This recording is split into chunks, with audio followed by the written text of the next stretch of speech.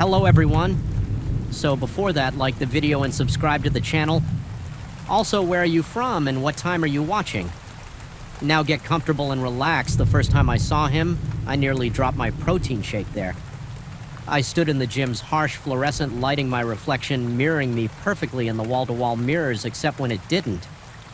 For just a fraction of a second, as I raised the bottle to my lips, my reflection continued its curl repetitions, biceps flexing, while my own arm remained motionless. By the time I blinked, everything had synchronized again. My heart skipped several beats, leaving me elated. I convinced myself it was just the pre-workout supplement, kicking in, sleep deprivation, stress, anything but what my eyes had registered. I never used to be the paranoid type. My life was predictable tediously, so I worked in financial analysis, maintained a small circle of friends, and had a tidy apartment in a forgettable apartment complex. My routines were sacred. Monday through Friday at the office. Evenings at the gym, weekends for errands and occasional social obligations. Nothing that would attract attention from anyone, let alone something otherworldly. But that was before I began to fragment, before I started losing pieces of myself to something wearing my face. The gym incident was just the beginning. 3 days later, I spotted a man who looked exactly like me across the parking lot outside my office building. He wore the same navy blue suit I had on, the same tortoiseshell glasses perched on my nose. When our eyes met, his lips curled into a knowing smile before he disappeared behind a column. My legs nearly gave out beneath me, sweat beaded on my forehead. Despite the autumn chill, I sprinted across the lot, lungs burning, only to find nothing but an empty loading dock. I began to notice the smell. First my cologne, but stronger, lingering in places I hadn't been, my bedroom closet ryer of it. One morning, though I'd applied none the previous day, the bathroom mirror fogged up while I slept, as if someone had taken a shower. Small rearrangements in my apartment followed books on different shelves, the remote control on the wrong side of the coffee table, my toothbrush mysteriously wet when I reached for it. In the morning, my coworker Allison mentioned the interesting conversation we'd had about cryptocurrency at the water cooler yesterday. The blood drained from my face as I nodded absently. My throat constricting, I'd been in back-to-back meetings all day.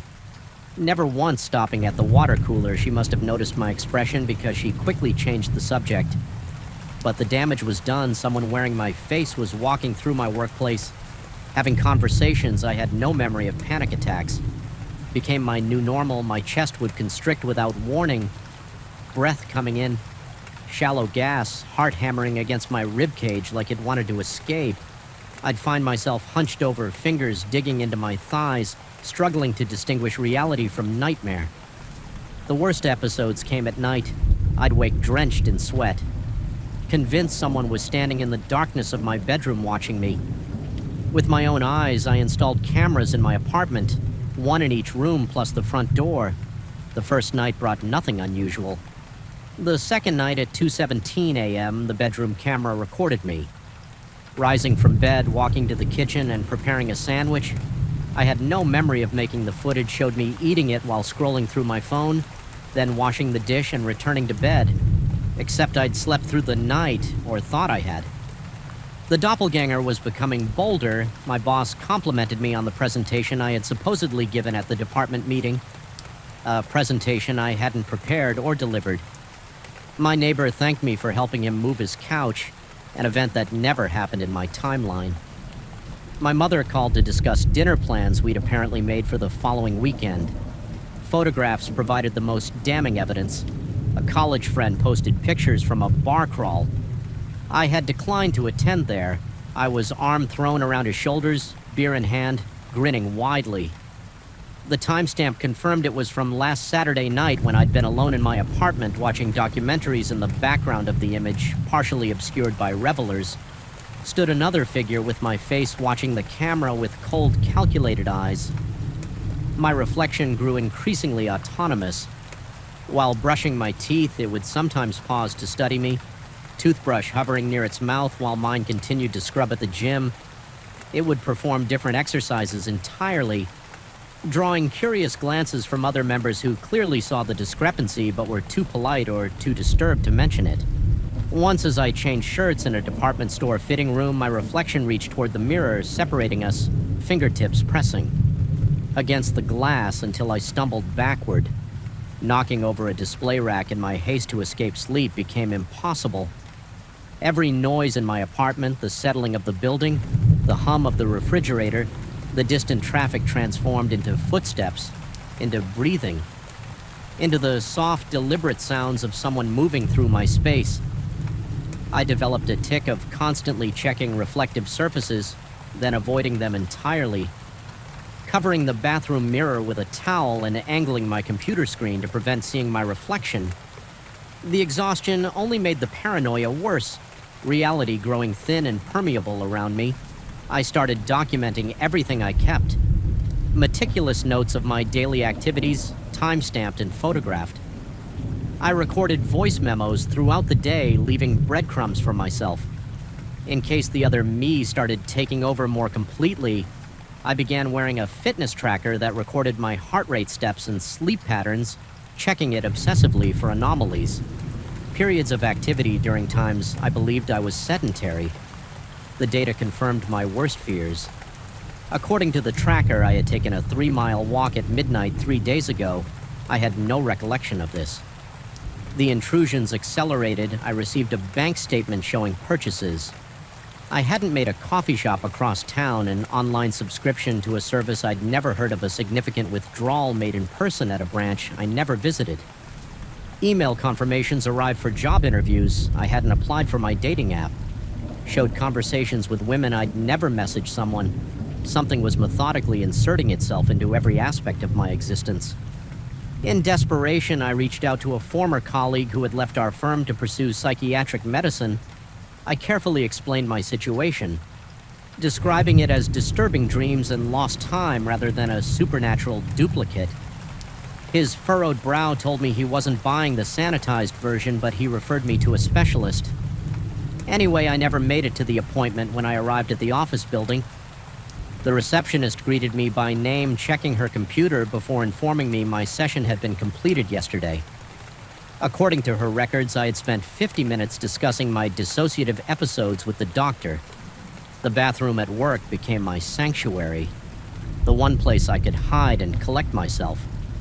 When the panic threatened to overwhelm me during a particularly bad episode, I splashed cold water on my face. The shock of it momentarily grounding me as I reached for a paper towel, I noticed something different about the mirror. My reflection stood perfectly still while I moved. Its expression remained neutral as horror bloomed across my actual face. Slowly, deliberately, it raised one finger to its lips, shushing me. My throat closed up completely. I couldn't even scream. "You look unwell," it said. Its mouth moving while mine remained frozen in terror. The voice that emerged from its throat was mine, yet not mine. Slightly deeper, more confident. "Perhaps you should take some time off. I can handle things here." I stumbled backward, colliding with the bathroom stall door. My heart thundered so violently I feared it might rupture the thing in the mirror. Smiled my smile, but wrong too wide too, knowing, "Who are you?" I managed to whisper, my voice cracking, "I'm you." It replied simply, "The better version, the version everyone prefers." My legs finally gave out. I slid down the wall to the floor, my breath coming in sharp, painful gasps. When I managed to look up again, the mirror showed only my true reflection. Pale, sweating, crumpled on the bathroom floor. I called in sick the next day, and the day after that, I unplugged all the mirrors in my apartment, covered them with sheets. I deleted my social media accounts, disabled my email, turned off my phone. I filled my kitchen sink with water to check for my reflection. It was normal, responding to my movements as it should, but when I leaned closer, the face looking back at me seemed subtly different, more confident, healthier. The dark circles under my eyes were missing from its face that night, lying in bed with every light in the apartment blazing. I heard my front door open, the familiar sound of my own footsteps cross the living room floor. A rustling as a coat. My coat was hung on the rack. The refrigerator door opened and closed. I remained paralyzed under the covers, sweat soaking through my shirt. Heart racing so fast it became one continuous roar in my ears. The bedroom door creaked open. I squeezed my eyes shut, unable to face what was coming. The mattress depressed as something sat on the edge of the bed. I could smell my own cologne stronger than I ever applied it. "We need to talk," my voice said. "This isn't working for either of us." I forced my eyes open. There I sat at the foot of my own bed, not a reflection, not a hallucination, but solid flesh. My doppelganger wore my favorite gray sweater and jeans. Its hair was styled the way I always attempted, but never quite achieved it. Looked like me on my best day, the version of myself I always aspired to be. "What do you want?" I croaked, pressing myself against the headboard. "To exist," it replied, "simply to live." "I've been watching you waste this life for years. Same routine, same fears, same excuses. I can do better. I am doing better. You're stealing my life." I said, voice breaking. It shook its head, my head with what looked like genuine sympathy. "I'm improving your life. Your friends prefer me. Your colleagues respect me more. Even your mother enjoys our conversations more." It leaned closer and I could smell mint on its breath. "I'm not replacing you. I'm upgrading you." "You're not real," I whispered. More to convince myself than it. "I'm as real as you are."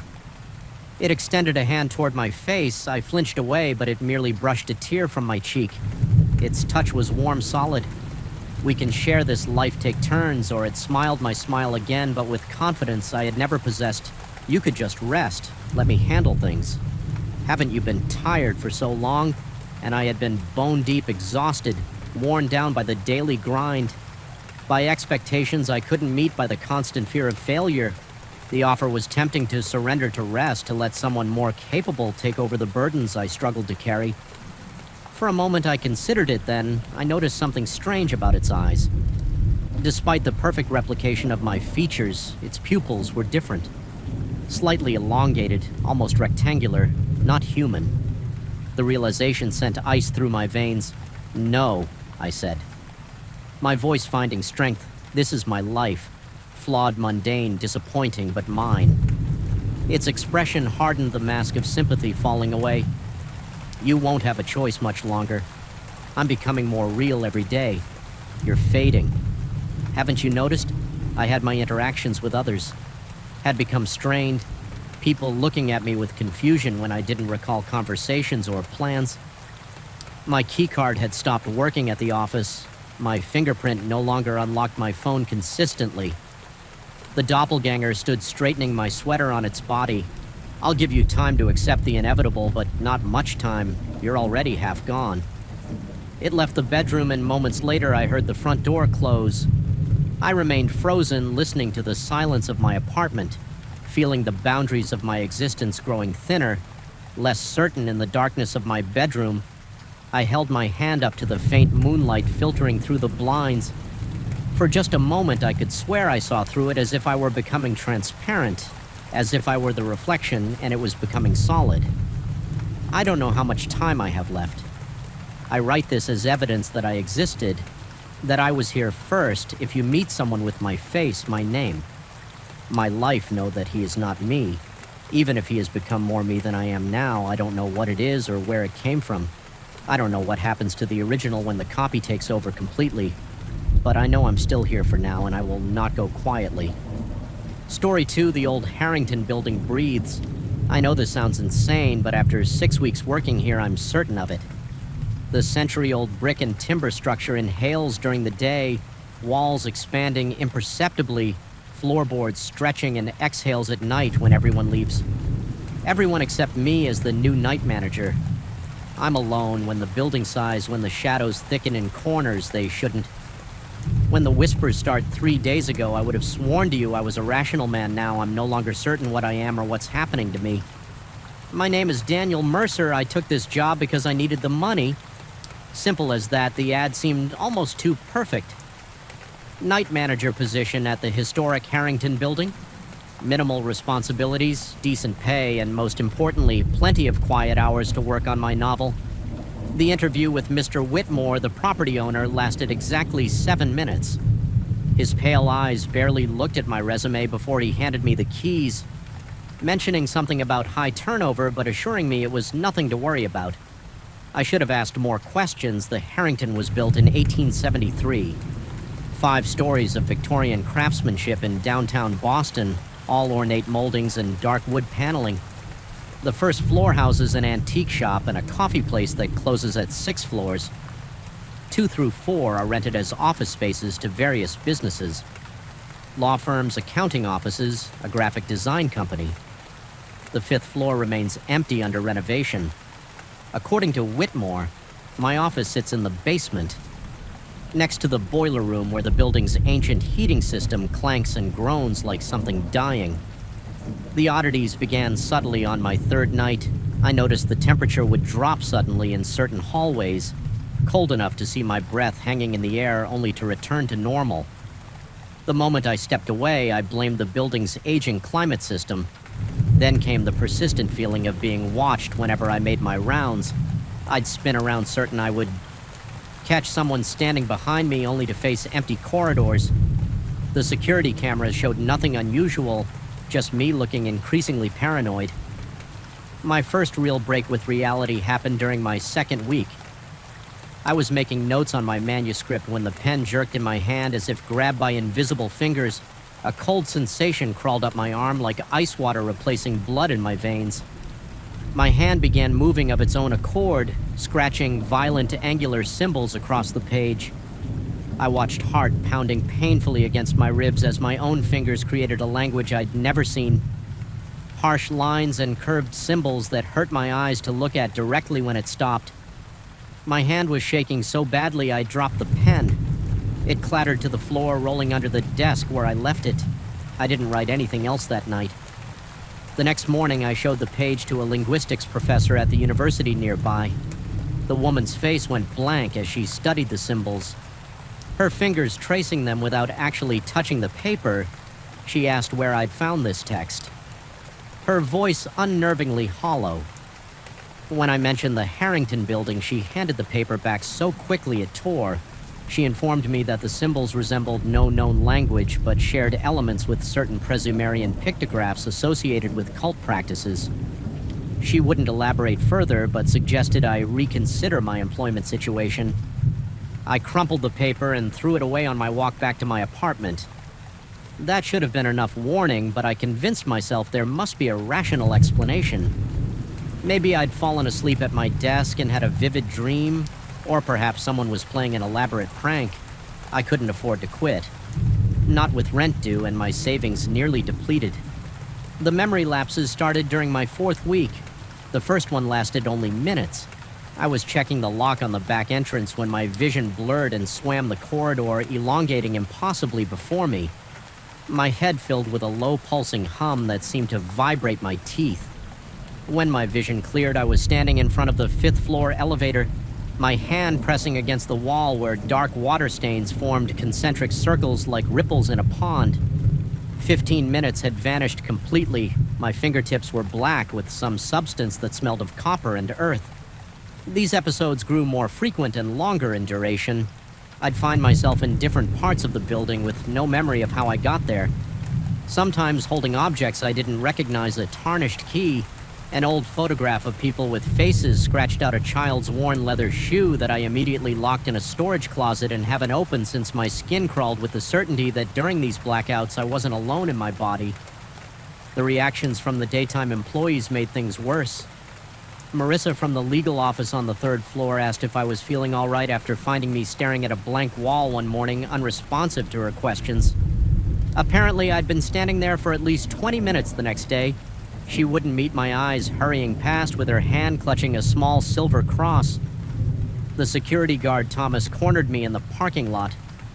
Last week, he described how he'd reviewed footage from a camera malfunctioning on the 4th floor and saw me walking backward down the hallway at 3 a.m. My head turned 180 degrees, whispering to the ceiling when he showed me the footage. The screen displayed only static. Thomas quit the following day. My own appearance has begun to frighten me. The mirror shows a gaunt face with sunken eyes. Skin too pale, movements too jerky. Sometimes when I catch my reflection in the polished brass elevator doors, I swear my mirror image hesitates a fraction of a second before mimicking my movements. Yesterday, I thought I saw it smile when I wasn't smiling. The most terrifying incident happened 3 nights ago. I was making my rounds on the second floor when I heard something heavy being dragged across the floor above me. The sound moved deliberately from one end of the ceiling to the other, followed by 3 distinct knocks. The rational part of my brain suggested it might be the building settling or pipes expanding, but the primitive part of me, the part connected to ancient instincts, knew something was moving up there. I forced myself to investigate my flashlight beam trembling across darkened offices and conference rooms. I found nothing on the 3rd floor nor on the 4th, the 5th floor. The supposedly empty floor was locked. As always, I stood outside its heavy oak doors, my entire body vibrating with dread. The brass handle was ice cold against my palm as I tested it. Finding it locked, I should have been relieved. Instead, I pressed my ear against the door. At first, I heard nothing then a soft shuffling like many feet moving across carpet. A low murmur of voices speaking in that same strange language my hand had written. My breath caught in my throat as something on the other side pressed against the door, something heavy and solid. The wood creaked inward slightly. I stumbled backward, my heart slamming against my ribs so hard it hurt. The voices stopped. Then a single knock from inside the door, another, a third. Exactly like the pattern I'd heard from below, I ran.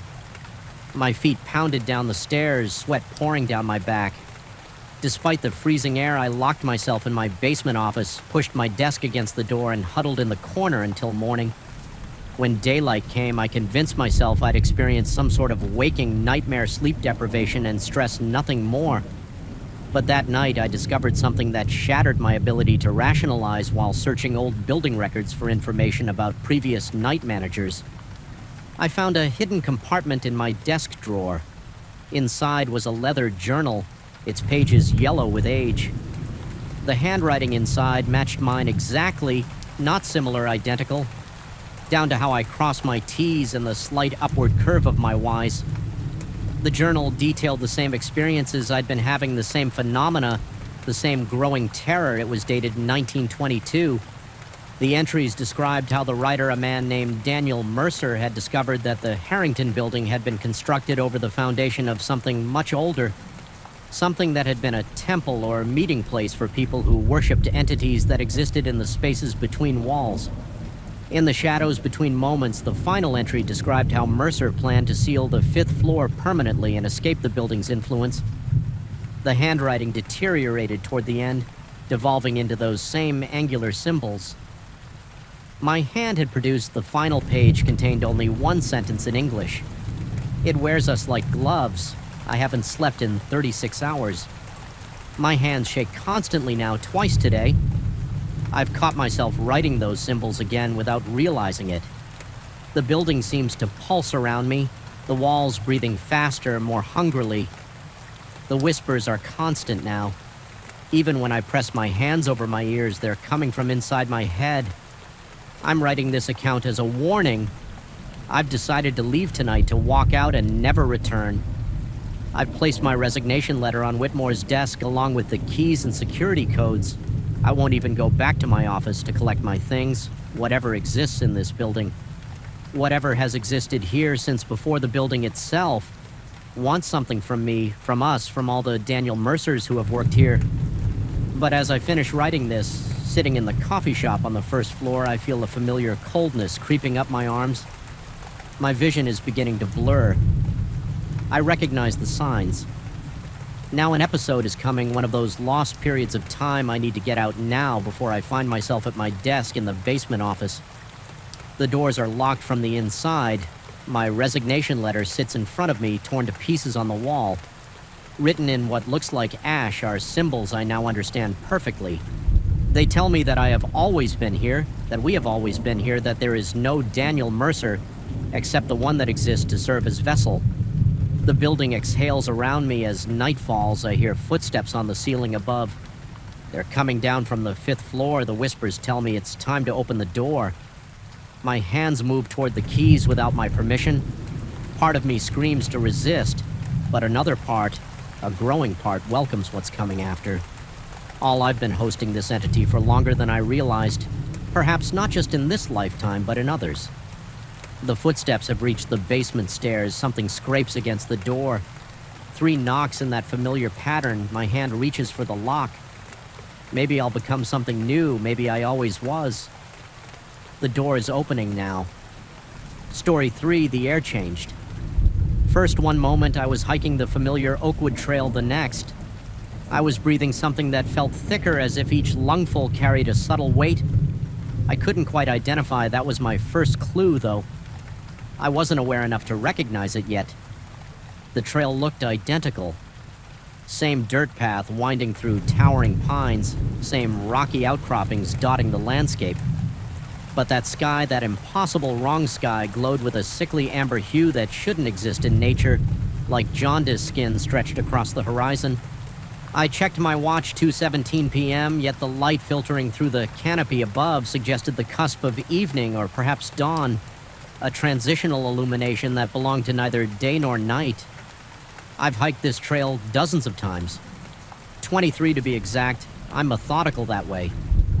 Keeping count of such things each time, I documented the experience in my trail journal. Weather conditions, wildlife sightings, notable geological features. Nothing in those meticulous records prepared me for this. Nothing could have the first anomaly beyond the sky was subtle. A cardinal that flitted between trees ahead of me.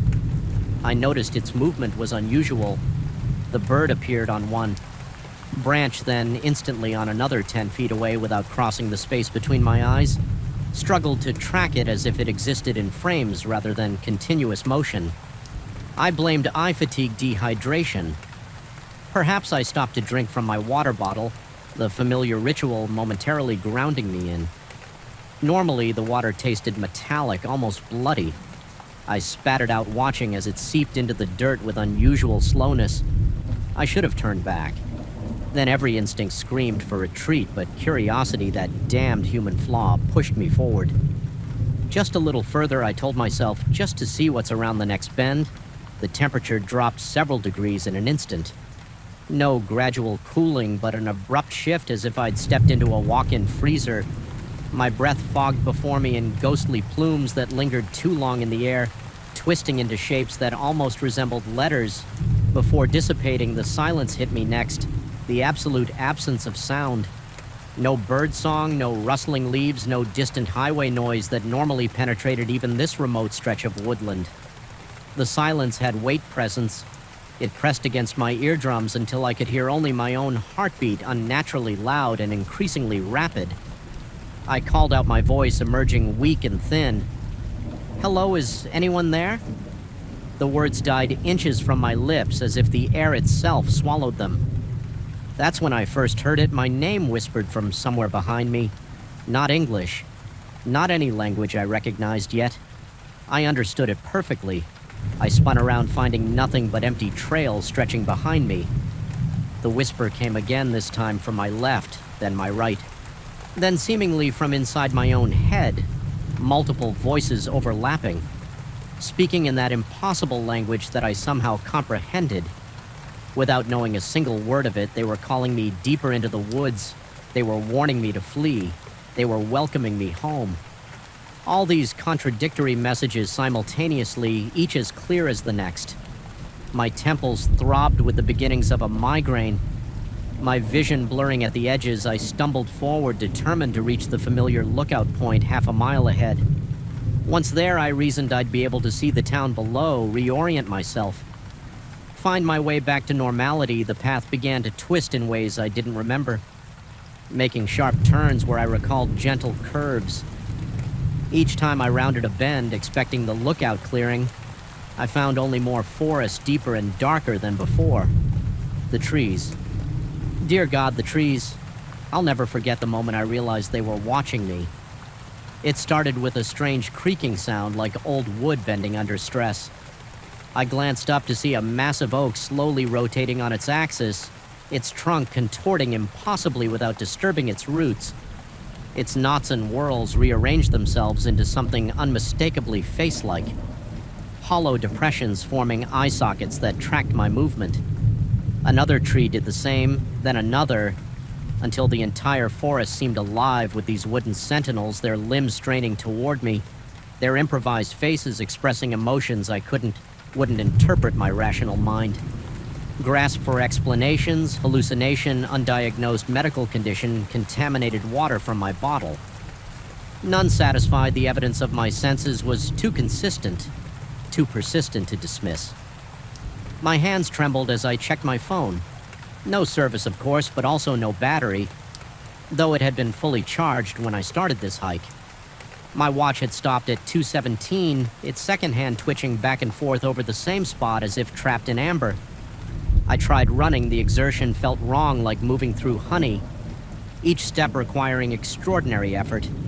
My lungs burned, not with the familiar pain of exertion, but with something deeper, as if the air itself was caustic sweat poured off me cold and viscous, leaving iridescent trails on my skin that reflected that sick amber light from above.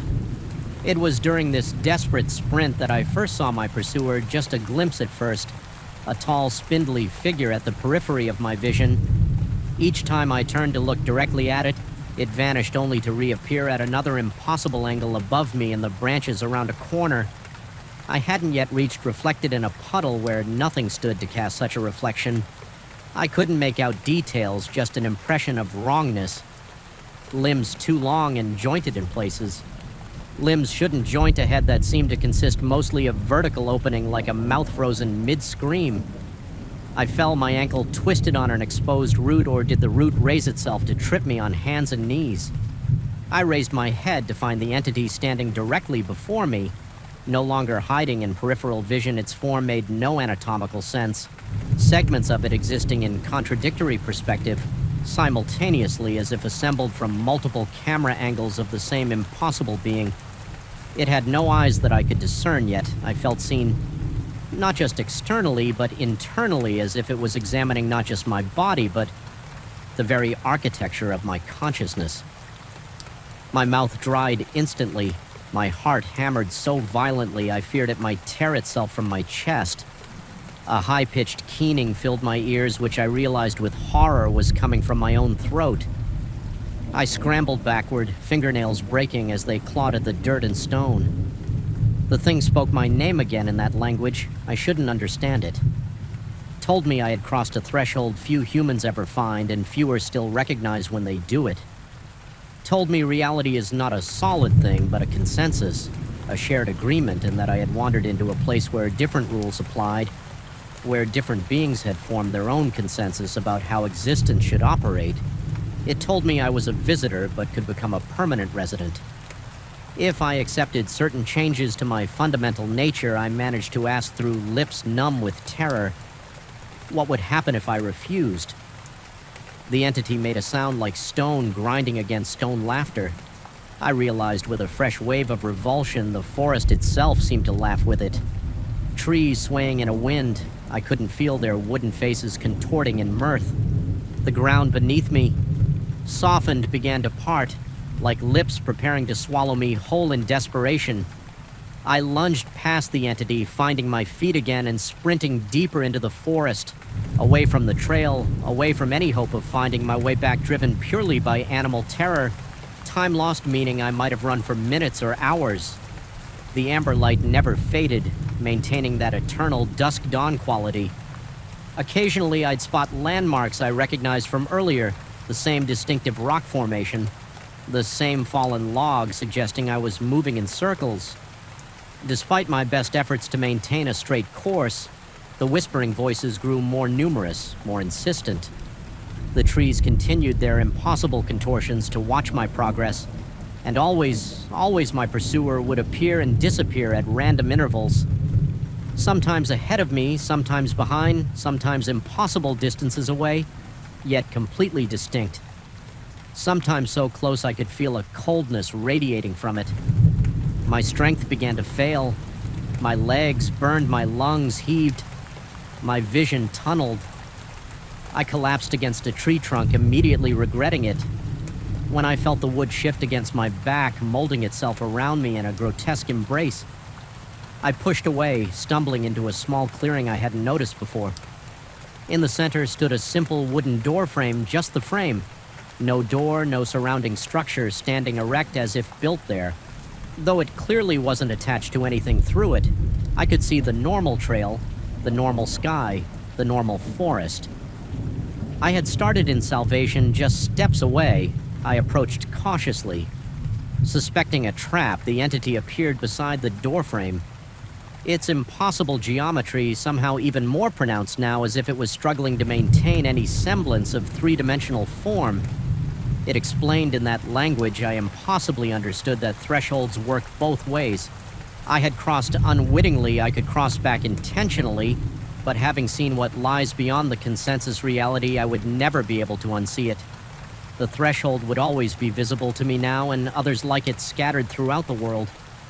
My jaw-clenched skin crawling with revulsion, both at the entity's proximity and its implication. Did I want to know that such places existed? That reality itself was so fragile, so permeable, that beings like this lurk just beyond the edge of normal perception. Knowledge has a price ignorance its own cost. I asked why it was letting me go. The entity's form fluctuated, parts of it seeming to recede into dimensions I couldn't perceive before snapping back into visibility. It conveyed that I was more useful as a messenger than as a captive. Those who wander back serve as warnings, as seeds of doubt in the collective human consensus. Each person who glimpses beyond the threshold weakens the boundary for all. With that chilling revelation, I stumbled through the doorframe, feeling a momentary resistance, like pushing through a membrane, then sudden release as I emerged back onto the familiar trail. The normal blue sky overhead nearly brought me to tears of relief. My phone buzzed in my pocket, service restored battery mysteriously full. My watch ticked again, though it now read 6:43 p.m. over 4 hours. Lost in that other place, I half ran, half limped back toward the trailhead, toward civilization, toward everything solid and real and agreed upon only once. Did I glance back, seeing nothing but ordinary forest behind me, yet something caught my eye at the periphery of my vision. A simple wooden doorframe standing between two distant trees, barely visible through the foliage. I've told no one about what happened. Who would believe me? I've resumed my life, my job, my relationships. Everything appears normal, but I see them now, thresholds everywhere in the corner of my basement where the shadows never quite disperse in the space between. 2 buildings downtown that seems deeper than it should be in the peculiar arrangement of trees in the park that frames emptiness in a very specific way. Doorways to elsewhere, hiding in plain sight. Sometimes in quiet moments I hear the whispers again, that language I shouldn't understand calling my name, inviting me back. Sometimes I catch glimpses of watchers at the corner of my vision gone when I turn to look directly. Sometimes I wonder if I truly escaped, or if that's simply what they wanted me to believe. And sometimes, God help me, I find myself drawn to those thresholds, wondering what other realities might lie beyond them. What other consensuses exist alongside our own knowledge? Once gained creates its own terrible hunger. The entity knew this. Perhaps that's why it let me go. I keep this journal now as a warning. Though I don't know who I'm warning, or why if you found it and are reading these words, then perhaps you too have glimpsed beyond a threshold. Perhaps you too now see the doorframe standing where nothing should stand. Perhaps you too hear the whispers. If so, I have only this advice: when something inside you begins to yearn for that amber light, when the whispers start to make a terrible kind of sense, run toward the solid. The agreed upon, the consensus reality we all share, because I'm not sure how much longer I can resist the call to step through once more. And next time, I don't think I'll be allowed to return. Story 4, a damp, stale odor assaulted my nostrils the moment I stepped onto the cracked sidewalk that night, as though the very air in that deserted part of town was weighed down by something rotten. Every shadow across the street seemed to shift slightly whenever I looked away, as if unseen eyes were tracking my every move from the corner of my vision. I caught a flicker, just a passing figure, I told myself, but my pulse already pounded in my ears, making it difficult to focus. I'd come here despite my better judgment to buy a pair of tickets from a stranger whose appearance seemed to change each time we met. Now I stood in front of what was supposed to be the ticket exchange location, an aged theater with shattered windows and sagging walls, the marquee letters missing or arranged in incomprehensible patterns. It was then in that moment of oppressive silence that I knew I had made a profound mistake. I remember the adrenaline rush coursing through my veins when I first saw that online listing, hard to find tickets. No event specified, yet something in the description called out to me, perhaps the promise of a once-in-a-lifetime show or the thrill of obtaining a secret performance seat. I was bored with my life, tired of the mundane routine, so I jumped at the chance for something unusual. The phone call that came soon after was brief. I heard a raspy voice quoting a modest price and instructing me to meet at an out-of-the-street corner. No official vendor, no tickets, just a hush transaction. My heartbeat was surprisingly loud in my chest as I agreed to the covert deal. The first time I saw the seller, I was sure something about him didn't quite match his own silhouette.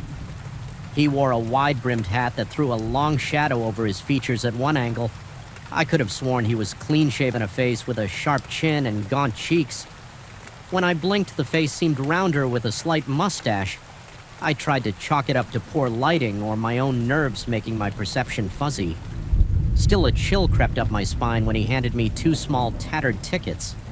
He never named the show. He gave me a time, a date, and a second address with instructions to pick up the actual program. It sounded strange. Why not just give me everything at once? His response was cryptic, but in my anxious excitement, I ignored every warning sign. People sometimes do illogical things when they're bored or desperate, and I was both. So I took the tickets. A short, breathy laugh escaped him as I left. I still hear it echo in my nightmares on the appointed evening. The second address led me to this rotting theater. The facade seemed older than any building I'd ever seen. The ornate columns crumbling at the edges, the plaster chipped away to reveal wire mesh and rotted wood. The double doors were locked, but a side entrance stood ajar, its wood dark with what might have been water damage or mold. I slipped inside one part, curiosity, 2 parts dread. Unable to shake the heaviness in the air that clung to my skin like a cold sweat.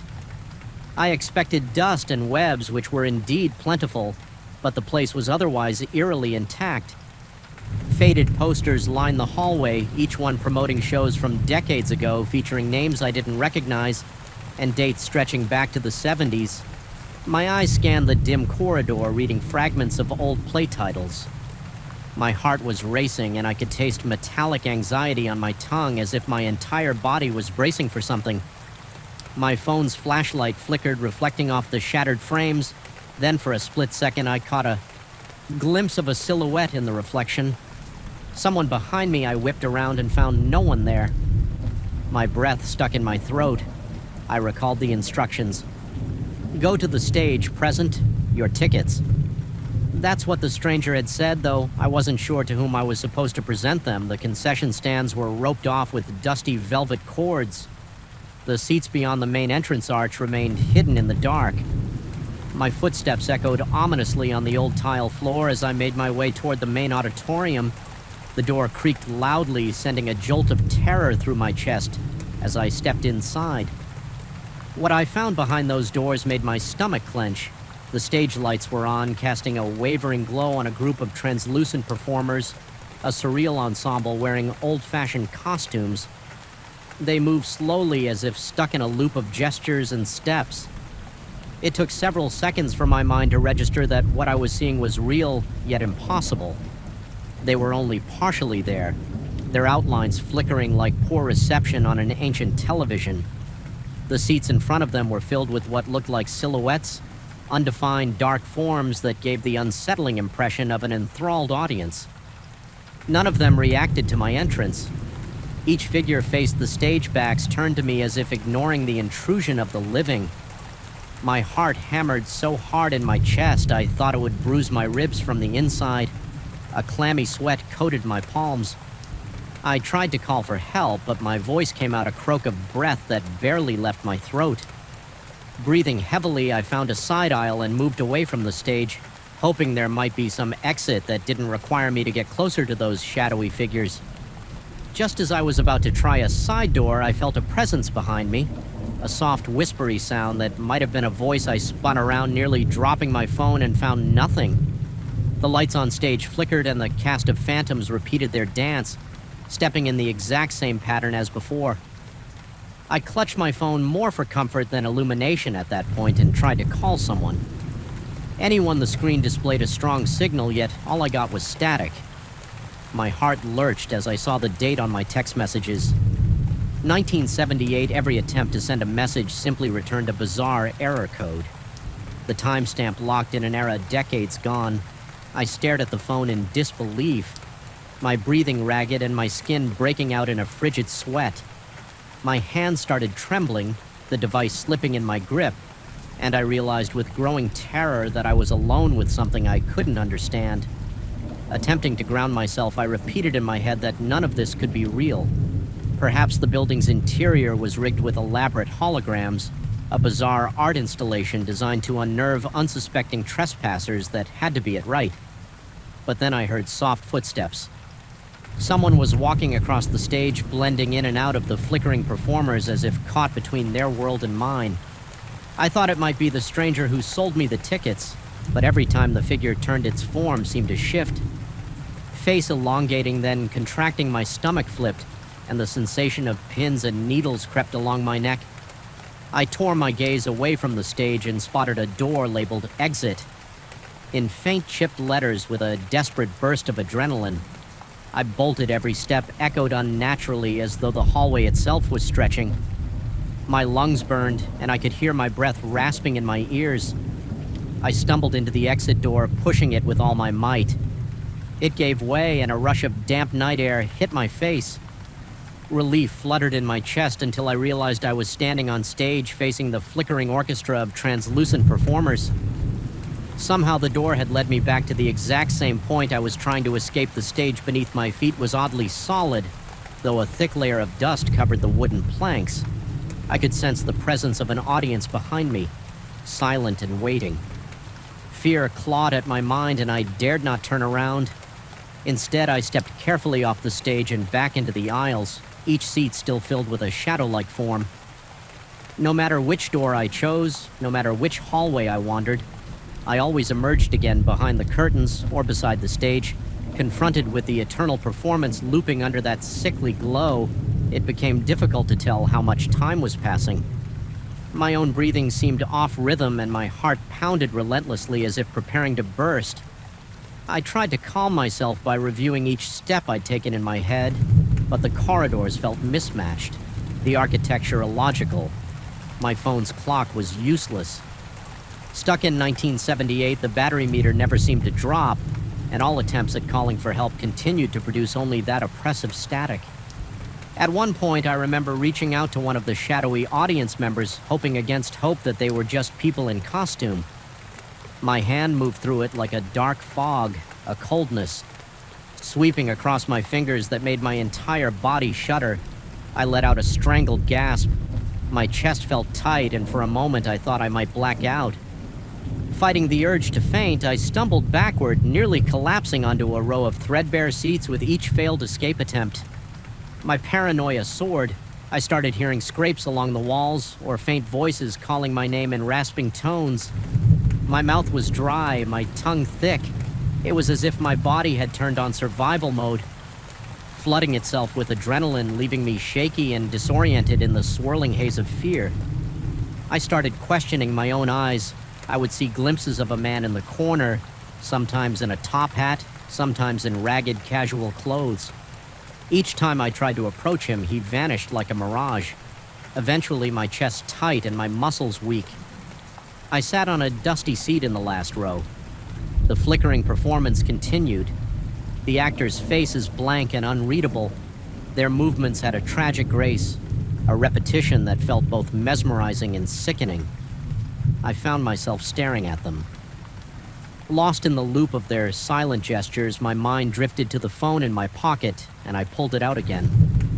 The static was still hissing, an incessant drone that seemed to warp into faint whispers. If I listened too long, then I remembered the text messages and decided in a moment of half-delirious curiosity to send one to a friend I knew would be home. I typed something along the lines of, "Help me, I'm stuck in an old theater." The sent timestamp read August 14th, 1978. I stared at it, the letter shimmering like a relic from a different life. Then the phone vibrated, a new text message appeared. It was from an unknown number, also dated 1978.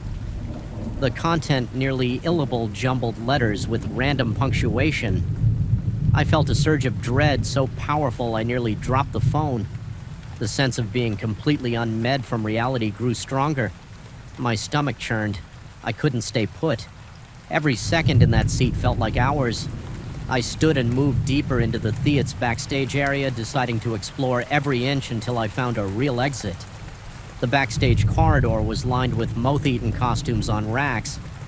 Each costume looked from a different era: faded flapper dresses, elaborate Victorian suits, glimmering disco outfits at times.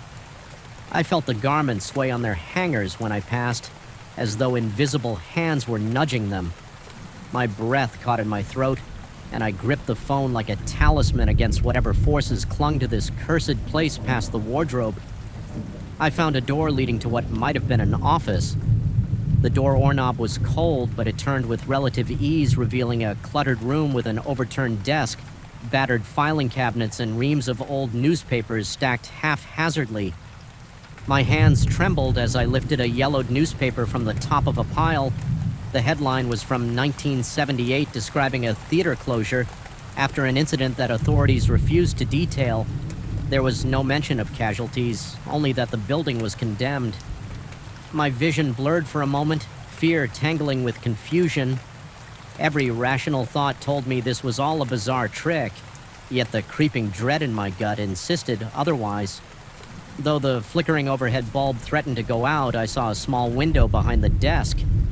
It was boarded up from the outside, but a sliver of moonlight slipped through with renewed resolve. I tried to pry the boards loose using a rusted crowbar. I found leaning against a cabinet, my palms grew slick with sweat. As I exerted every ounce of strength, the boards refused to budge, and the faint illumination disappeared, replaced by a swirling darkness that formed shapes at the edge of my vision. My arm shook and I lost my grip on the crowbar, the clang echoing unnaturally in my peripheral vision. I noticed the silhouette again. The man who had sold me the tickets, he was standing behind me in the shadows, still changing shape.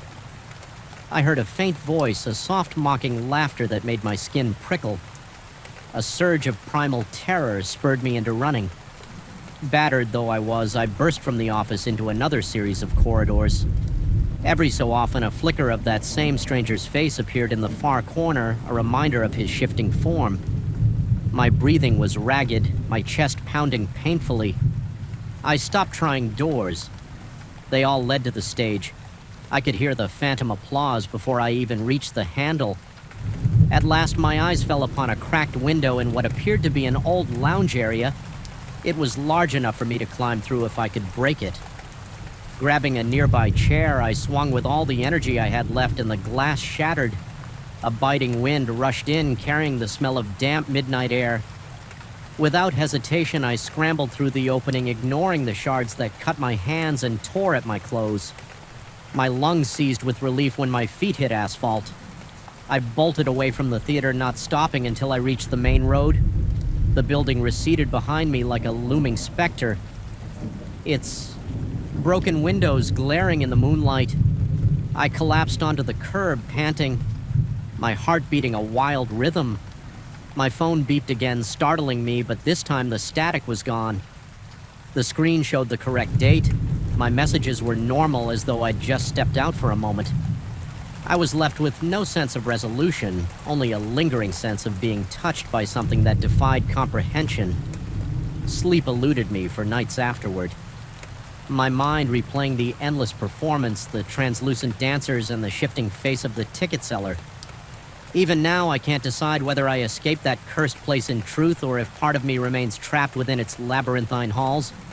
A creeping unease still clings to me, making every shadow in my apartment feel like a watcher, every reflection a potential opening to that dreadful stage, and so I live with the knowledge that some doors once opened never fully close. There's an aftertaste of otherworldly dread that follows me wherever I go.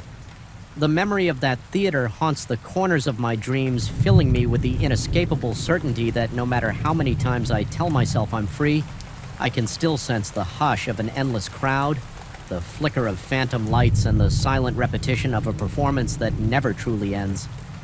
My hands tense at the mere thought of it, my breath catching my pulse, racing a lingering terror that begs the question, if ever summoned again, would I be able to resist that ticket? Or has the show already chosen me as part of its eternal cast story? I remember the first night I slept in that old house. The walls seemed alive, creaking with a kind of dismal, secretive rhythm like they were murmuring confessions.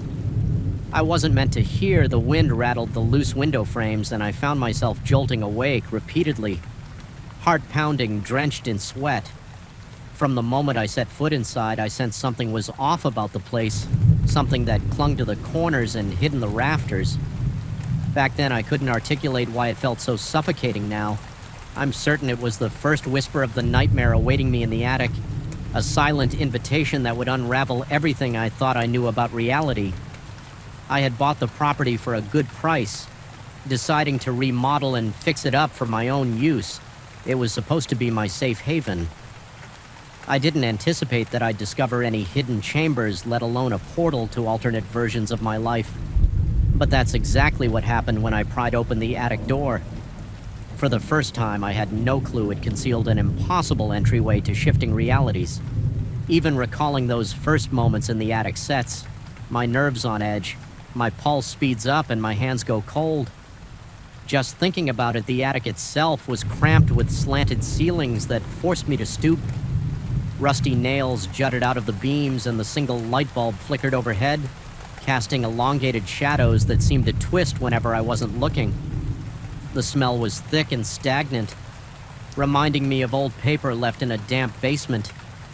For too long, I climbed the rickety ladder expecting to find forgotten furniture or boxes filled with musty clothes.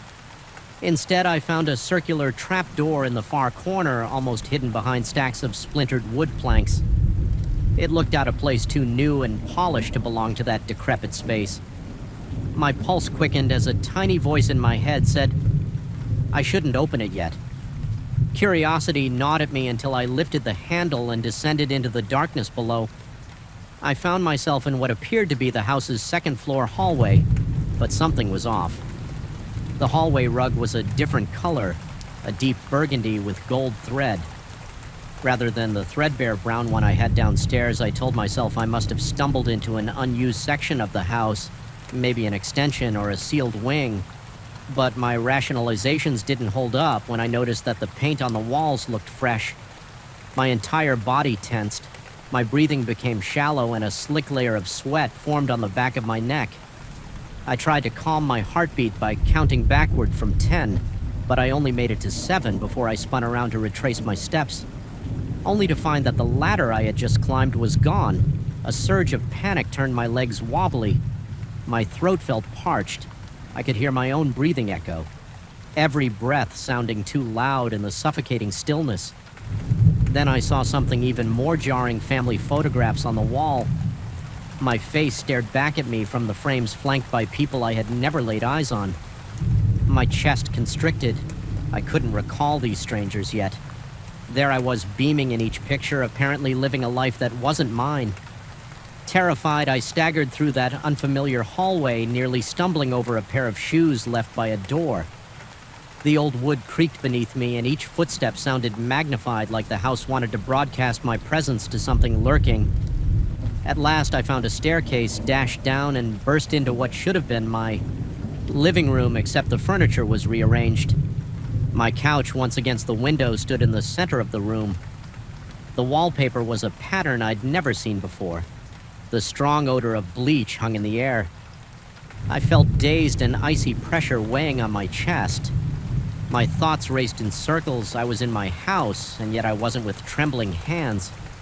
I searched for the front door. Even the door's color looked different now. A glossy black instead of its original peeling green. I flung it open and stepped outside, desperate for any sign of the neighborhood. Somehow the street aligned with my memory, but the streetlights were older and the sidewalk had a fresh coat of paint marking new lines. It was jarring. Everything was close to normal, but not quite. As I stood there breathing heavily, I felt an abrupt wave of dizziness wash over me in a burst of blind instinct. I rushed back inside, bounding up the stairs to find any pathway to the attic. My chest heaved with every step. the pounding of my heart resonating in my ears. My nerves hummed like a taut string about to snap. Finally, I spotted a trapdoor in the ceiling of an upstairs bedroom, forcing it open. I climbed through a narrow hatch to a dimly lit attic that resembled the one I had originally left. The smell of stale air and mold returned. The rickety ladder was there again, and I practically fell down its steps, colliding with dusty floorboards. When my vision cleared, I saw I was back in my attic, the real attic. Or so I hoped. My hand shook so violently I could barely hold on to the old beam for support. A nervous laugh bubbled in my throat, tinged with hysteria. I kept telling myself that maybe I had dozed off and dreamed the entire thing yet. When I exited the attic, my living room and hallway were exactly as I knew them. Nothing looked out of place, except for one small detail. The light fixture in the hallway had changed from brass to a simple white dome, and I knew it had been brass just hours before. Over the following days, I became obsessed with renovating the place, not because I longed to fix it up, but because I wanted to see if anything else had altered. Every morning, I woke to discover tiny discrepancies. The door orc knobs were a different shape than the day before the fridge had moved to the opposite side of the kitchen. The paint on the bedroom walls seemed a shade lighter. I tried to convince myself I was imagining it. Stress could cause lapses in memory fatigue, might have been warping my observations, but deep down I felt that same stomach-knotting unease. Each time I noticed a change, the air seemed thick with tension, and I was never fully at ease. Even when I sat on my couch, glancing wearily at the corners of the room, half expecting them to shift. Before my very eyes, I told a friend about the strange experiences, but only in vague terms, feigning that I found old passages and might be hallucinating from fumes in the house. I barely registered his actual reply. I kept hearing my own hammering heartbeat, my mind drifting toward the attic, picturing that gleaming trap door. Later, I overheard him mentioning that I needed professional help. He meant well, but it only fueled my paranoia. Was I losing my grip on reality, or was there truly something lurking up there? Eventually, I decided to confront it. I climbed back into the attic, physically trembling, my throat dry as dust. The flickering light bulb lent only the barest illumination, distorting the shapes around me until I could have sworn they were moving. The floorboards moaned with each step, and the nails in the beam seemed like metallic teeth poised to bite if I ventured too close. Then I saw the trap door again, that polished circular hatch mocking me from across the attic. My gut twisted with dread. I thought if I could just understand it, maybe I could seal it off or destroy it. I touched its handle immediately, feeling a coldness spread through my fingertips. My breath caught and a wave of nausea hit, as if my body were protesting what I was about to do. Yet I braced myself and descended again. This time I emerged in a version of my house that was completely abandoned. Torn wallpaper and shattered glass littered the floors. No trace of furniture remained, and the windows were broken, letting in a chilling draft. The hush was suffocating, broken only by the shuffling of debris whenever I stepped. My pulse thundered in my ears, and each inhalation felt like breathing shards of ice. I made my way through the wrecked rooms, each more derelict than the last. My skin clammy and tingling. It felt as though something was watching me from behind every fractured door or around every dimly lit corner. Still, I pressed on. I had to find another attic entrance. A path back then, I caught a glimpse of a figure in the reflection of a broken mirror leaning against the wall.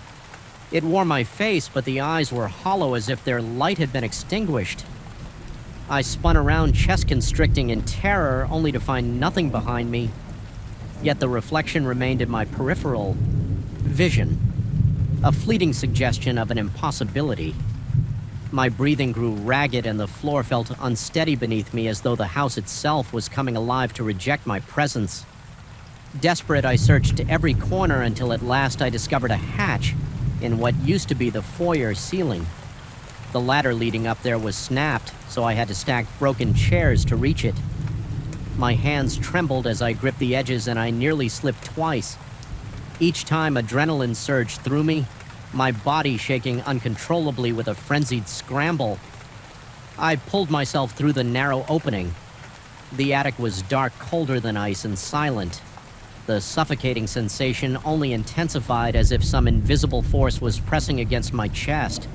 I inched forward in the gloom, heart hammering. Then an identical trapdoor materialized in the far corner. Almost falling over my own feet in haste, I lunged for it, praying that it led back to my original house. The moment I opened it, I felt a rush of musty air, followed by the familiar flicker of a single weak bulb relief. Nearly sent me collapsing onto the attic floor of what I desperately hoped was my real home. Once I descended the ladder into my hallway, I noticed more changes. The sofa was now a different shade, and a large painting I'd never seen before hung over the fireplace. My entire body was shaking, a cold sweat matting my hair against my scalp. My lungs felt like they were trying to drag in more oxygen than they could hold, but at least this place seemed inhabited with the electricity working and no broken windows in sight. I tried to rationalize that maybe this was close enough. Perhaps I'd be safe here, but dreadnought at the back of my mind telling me that with each visit to the attic, I moved further away from whatever reality I started in. I became a recluse. The phone rang occasionally, numbers I didn't recognize. Sometimes I'd pick up hearing voices that spoke my name in confused tones, asking why I hadn't shown up to prior engagements. Other times I would just stand there, the receiver trembling in my hand, too petrified to speak. I rarely went outside, and when I did, I noticed subtle differences in the world around me. Street names spelled differently, neighbors who seemed to know me too well. Or not at all, my reflection in windows and mirrors appeared strained, as though something behind my eyes had changed. Each time my heart galloped in my chest, my breathing fractured like shards of glass in my throat. At night I heard faint scraping sounds in the attic. It kept me on edge, stomach clenched in perpetual dread. The illusions or realities had started to bleed into my dreams. I dreamt of that polished trap door beckoning me in. Those dreams I'd see numerous versions of myself. Wandering halls of identical houses, our eyes never quite meeting. I'd wake soaked in sweat nails, digging into my palms, certain that if I went back into that attic, I might never find my original home again. Eventually, the day came when I realized I couldn't live like that any longer. My heart was in a constant state of panic. My nerves felt raw, and every sound made me jump. The only option was to face the attic one last time, either to destroy that cursed portal or understand how to lock it permanently. I steeled myself, forcing my feet to move. Despite the cold sweat coating my forehead, my pulse roared in my ears as I climbed the rickety ladder once more. Stepping into that stale, claustrophobic space, this time the attic seemed unusually still, as if holding its breath in anticipation. That flickering light bulb was gone, leaving me with only a flashlight I'd brought. The beam quivered as I swept it across the dusty rafters, every shadow appearing to slither out of range. My mouth went dry as I spotted the trapdoor gleaming. Taunting me, sweat trickled down the back of my neck, and my heart pounded so forcefully that my limbs felt weak. I forced myself to cross the attic, each board creaking under my weight, my breathing ragged and shallow. I was certain something was watching me, but I couldn't see it. Only sense an uneasy presence shifting in the darkness. When I placed my hand on the trapdoor handle, a wave of dizziness rolled through me. My legs nearly gave out, but I clung to a beam until the nausea subsided. I told myself I had to do this. No more running, no more hiding in half-real living rooms fighting the urge to recoil. I opened the hatch and braced myself for whatever lay beyond. I was greeted by a swirling darkness, as though I were peering into a void. I held my breath, uncertain if I'd made a mistake. Then a faint light flickered, revealing an endless corridor lined with portraits. My face in each frame, some looked older or younger, some smiling, some scowling. A cold dread slithered down my spine. My hands shook and my vision blurred momentarily as I tried to focus. The corridor drew me in step by tentative step. My heart slammed against my ribcage so hard I thought it would burst. It felt as though I were walking into my own mind, or 1,000 different versions of it. As I made my way down that surreal hallway, I recognized pieces of furniture from other realities. I'd visited a battered ottoman, a vase I had once glimpsed in a different living room. The walls seemed to pulse with a life of their own, almost breathing. In tandem with my panicked breaths, my flashlight dimmed its battery, failing at the worst moment. Each time it flickered, the corridor changed length, making me disoriented and nauseous. My skin prickled and I had to fight the urge to turn and run. I realized that might not help. There was no guarantee I could even find the trapdoor again. I pressed forward until I reached a threshold, a doorway with a thick swirling darkness that reminded me of ink. A subtle hum filled the air, vibrating in my chest and teeth. My palms were clammy and goosebumps erupted along my arms with a deep, shaky breath. I stepped through, bracing for the worst. Instead, I found myself back in an attic that looked normal. No swirling shadows, no flickering corridor, only dust motes floating in the beam of my faltering flashlight. My heart hammered painfully, expecting something terrifying to leap out. Nothing did. The hush was absolute. I pulled down the ladder and descended into a hallway that at a glance seemed exactly like the one I remembered from the very beginning. The scuffed flooring, the peeling wallpaper, the brass light fixture. My living room was arranged as I'd originally placed it, with my old couch and the faded rug. Even my fridge was back to its usual spot in the kitchen. I took a moment to test the light switches.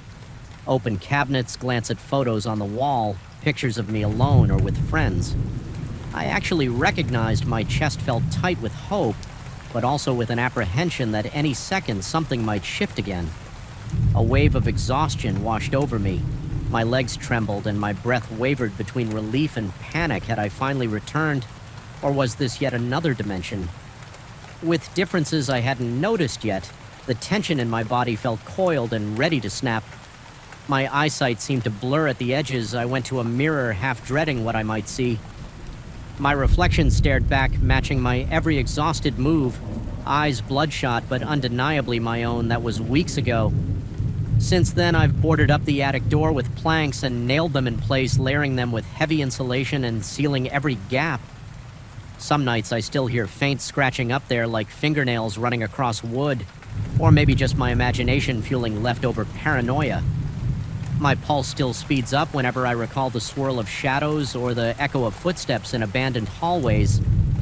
I've done everything in my power to prevent that door from reopening. The changes in my home have stopped for now, but every so often I notice a tiny shift. A photo angled differently, a light bulb that seems replaced, and my stomach twists in cold anxiety. There are moments I question if this place truly is the original. My reflection looks right enough. My memories mostly align, and my friends treat me as though everything's normal. But sometimes when I stand in the hallway at night, I feel an oppressive presence, a hint of stale air drifting from the attic, suggesting that maybe there's still a crack in my reality. My heart will pound and my throat will tighten, as if warning me not to investigate so far. I haven't dared pry the boards free to look because after what I've seen, I'm not sure I could handle finding out. I'm yet again in the wrong version of my house. Yet the thought lingers like an itch in the back of my mind. What if this is not my home, but merely the closest approximation? What if the real place lies across that dimension? I glimpse sealed off behind swirling darkness. Sometimes I feel compelled to smash those boards open and search for a final truth, but fear keeps me rooted in indecision. My heart races at the mere notion of climbing that creaking ladder once more. Maybe this is my home, maybe it isn't. All I know is that the attic remains up there, silent and watching, harboring that dimensional passage with infinite variations of my life, and I can never be sure when I wake in the morning and place my feet on the floor if the ground beneath me belongs to the world where I truly began. Story 6, I remember the moment my flashlight's beam first cut through the murk of the forest, like a surgical tool revealing only half-truths and twisted shadows. The air clung to me as though it were alive, pressing against my clothes, cold and stale. Something in the silence felt off, like an unheard melody just out of tune. Even the distant hoot of an owl made my spine tingle instead of comforting me. I had come here for a photography expedition, eager to capture the wild beauty of this place. But the forest greeted me with a hush that promised more than just stillness. It felt as if the trees were standing sentry to secrets far older than I could imagine. And when I took my first photograph, I realized I was capturing something deeper than the forest canopy. I was stepping unknowingly into a domain where nature looked back. I was alone with my camera, an experienced photographer seeking new challenges. But the deeper I ventured, the less certain I became of my own purpose. My heart would jolt at the crunch of leaves underfoot, every tiny sound magnified by the suffocating hush. My breath turned shallow whenever the wind picked up shifting branches like long, bony fingers. Overhead, I tried to reassure myself that it was nothing more than the typical anxiety of a person traveling alone through dense wilderness. But a prickling sensation along my forearms told me I was under observation, or worse, under judgment. That night, I made my first camp near a small clearing. The ground was soft with decaying pine needles, and the air smelled of sap and damp earth. I tried to settle my gear, the repeated click and snap of buckles and straps echoing out of place. An uneasy tension settled in my stomach, my pulse accelerated at the slightest noise, and my mind latched onto fleeting shapes that turned out to be mere illusions. Yet even illusions carried a weight that refused to disperse. I recall waking in the middle of the night, the darkness so complete I nearly forgot I had eyes. My heart hammered against my ribs and sweat slicked my temples. Despite the cold silence, reigned no wind, no insects, nothing. It was as though the entire forest held its breath. I blinked in confusion, feeling as though a presence watched me from the edge of my campsite. Something primal within me screamed that I was not alone. I fumbled for my flashlight, but it slipped from my sweaty grip, bouncing on the ground with a dull thud by the time I retrieved it and shone it around. Nothing was there, only the constant press of silent trees and a swirl of fog that licked the earth like a slow, wavering tongue. The next morning I ventured deeper, determined not to let fear dictate my exploration. I trudged through thick undergrowth, each step accompanied by the steady crunch of debris beneath my boots. The longer I hiked, the more I noticed patches of vegetation bending in odd ways. Moss and vines seemed to stretch across paths as though intentionally hindering my progress. My throat felt perpetually dry. I tried to rationalize it. This forest was just unfamiliar, I was just overthinking. But rationality frayed around the edges when I found massive footprints, a shape that might belong to a bear, but larger than I had ever seen. The prints were fresh, the damp soil still springy at the edges. My heart pounded. I felt a stinging sensation behind my eyes. The onset of panic I desperately tried to suppress. I assured myself that wild animals were part of nature as long as I maintained distance and respect. I would be safe. Still, my hands shook when I tried to photograph the tracks. My breath rasped in my throat, and I realized I'd been holding it in short bursts no matter how many times I convinced myself of my safety. A creeping dread coiled in my stomach later that evening as the sun slid behind twisted boughs. I saw it large and imposing. A bear stood on the crest of a low slope about 20 feet away. Its fur was dark, its posture unnaturally still. My blood seemed to freeze in my veins. I wanted to run, but every muscle in my body tensed to the point of paralysis. I locked eyes with the beast in that moment. I felt a presence in my mind, not a sound, but a sensation, a pressure. My breathing turned shallow, my lips trembled, but I perceived a voice, or rather a thought, communicating that I had wandered into a sacred place. My heart thundered with a mix of awe and terror. I heard in my head that this bear was more than just an animal, that it was the spirit guardian of these ancient woods. It showed me glimpses, flashes of possible futures where the forest thrived under human respect or fell to ruin under greed. My skin erupted in goosebumps, a chill raking across my entire body. The bear's eyes glowed with an otherworldly light, and I could barely keep myself steady. I thought I would faint. The idea that a creature stood before me, speaking through thought, made me question whether I was truly awake. It didn't attack me.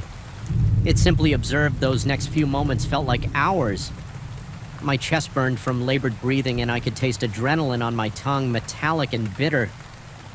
I remember my hands shaking so violently that I dropped my camera. I felt the edges of my vision blur as my heart thundered when I blinked. The bear was gone, a sudden emptiness gnawed at me as though that presence had receded too quickly, leaving me with a raw sense of loss and an undercurrent of dread. For the rest of that night, I could barely sleep. My sweat-drenched clothes clung to me, and each snap of a twig sent my heart racing. Anew, the forest didn't feel still anymore. It felt alive and watchful. My mind wouldn't let go of the visions, trees towering over cityscapes, animals reclaiming fields turned barren, and a swirling sense of cosmic retribution. I trembled under my thin sleeping bag, muscles locked, revealed the massive silhouette of the bear, once again perched on a rock outcropping. My body shook uncontrollably. The presence bloomed in my mind, more forceful than before. It conveyed in a rush of images that I stood at the threshold of choice. I felt its message continue deeper into the labyrinth and assume the role of caretaker or return to human civilization with the knowledge that nothing would ever be the same. My entire frame trembled as I weighed the impossible decision. I sensed the forest pressing in on all sides, a living witness to my every heartbeat. Sweat dribbled down my forehead, stinging my eyes. My lips quivered and I felt my stomach knot with an urgent desire to escape. Yet something compelled me to approach the massive shape. Each step echoed in the narrow ravine and my breath came in ragged bursts. The world teetered between suffocating darkness and the faint luminescence of the bear's presence. My mind filled with contradictory impulses, fear, fascination, revulsion, reverence. Then without warning, the bear vanished, leaving only a faint impression of its outline in the fog. The air felt thinner as though a huge weight had been lifted, but the memory of its presence remained seared into my consciousness. My stomach churned and my thoughts reeled as I tried to process what had happened in that final moment. The bear's voice, or thought, had insisted I remember the possibilities it had shown me. It wanted me to carry that burden, to decide what would become of these woods. I sank to my knees in the damp soil, gasping for air that refused to fully fill my lungs. After regaining some composure, I clutched at the rock wall and climbed out of the ravine. My limbs felt like lead and every muscle in my body ached, yet I pressed on, guided by a fleeting hope that I might find the edge of this haunted sanctuary. Hour after grueling hour, I navigated tangled thickets and overgrown trails. My heart thumped with the fear that the forest might never release me, but eventually the trees thinned. Weak sunlight filtered through a break in the canopy. My legs quivered when I stumbled onto a dirt road. The first sign of humanity I had seen in days. Relief and dread battled inside me. The realization slamming into my chest that although I had escaped the suffocating clutches of the forest, I carried something of it with me now. My clothes were torn and covered in moss. My skin was etched with tiny scratches, and a disturbing sense of empowerment lingered in my veins when I finally reached a small outpost. I noticed that wildflowers sprang up where I placed my hands on the ground. The images of that towering bear, the telepathic warnings, and the future visions refused to leave my mind, even when surrounded by the relative normalcy of people. My heart still raced as if anticipating something ominous in the coming weeks. Animals with injuries somehow found their way to me. No matter where I went, my fingertips still carried that strange heat, compelling me to heal. And every night I drifted into uneasy sleep, haunted by the forest's silent vow I am forever changed. My nightmares are laced with the Guardian's unblinking stare, with vines tangling around my wrists, pulling me back into the humid darkness. I feel the earth's pulse beneath my feet, a burden and a gift that will never leave me and always just be on the edge of my consciousness. I sense that old spirit's presence. Perhaps the forest chose me, or maybe it doomed me. Either way, I can't escape the hum of hidden magic coursing through my blood. That suffocating hush has followed me into my everyday life, a persistent, voiceless reminder that I have been bound to something far greater and far more terrifying than I ever wanted to know. Story 7, I could feel the dread the moment I stepped into the office that evening, an almost chemical thickness in the air that clung to my skin and made my lungs hesitate. The overhead lights buzzed quietly, casting awkward shadows on the walls, shapes that felt strangely out of place. I couldn't pinpoint exactly why I felt so uneasy, but every instinct told me I should turn around and leave.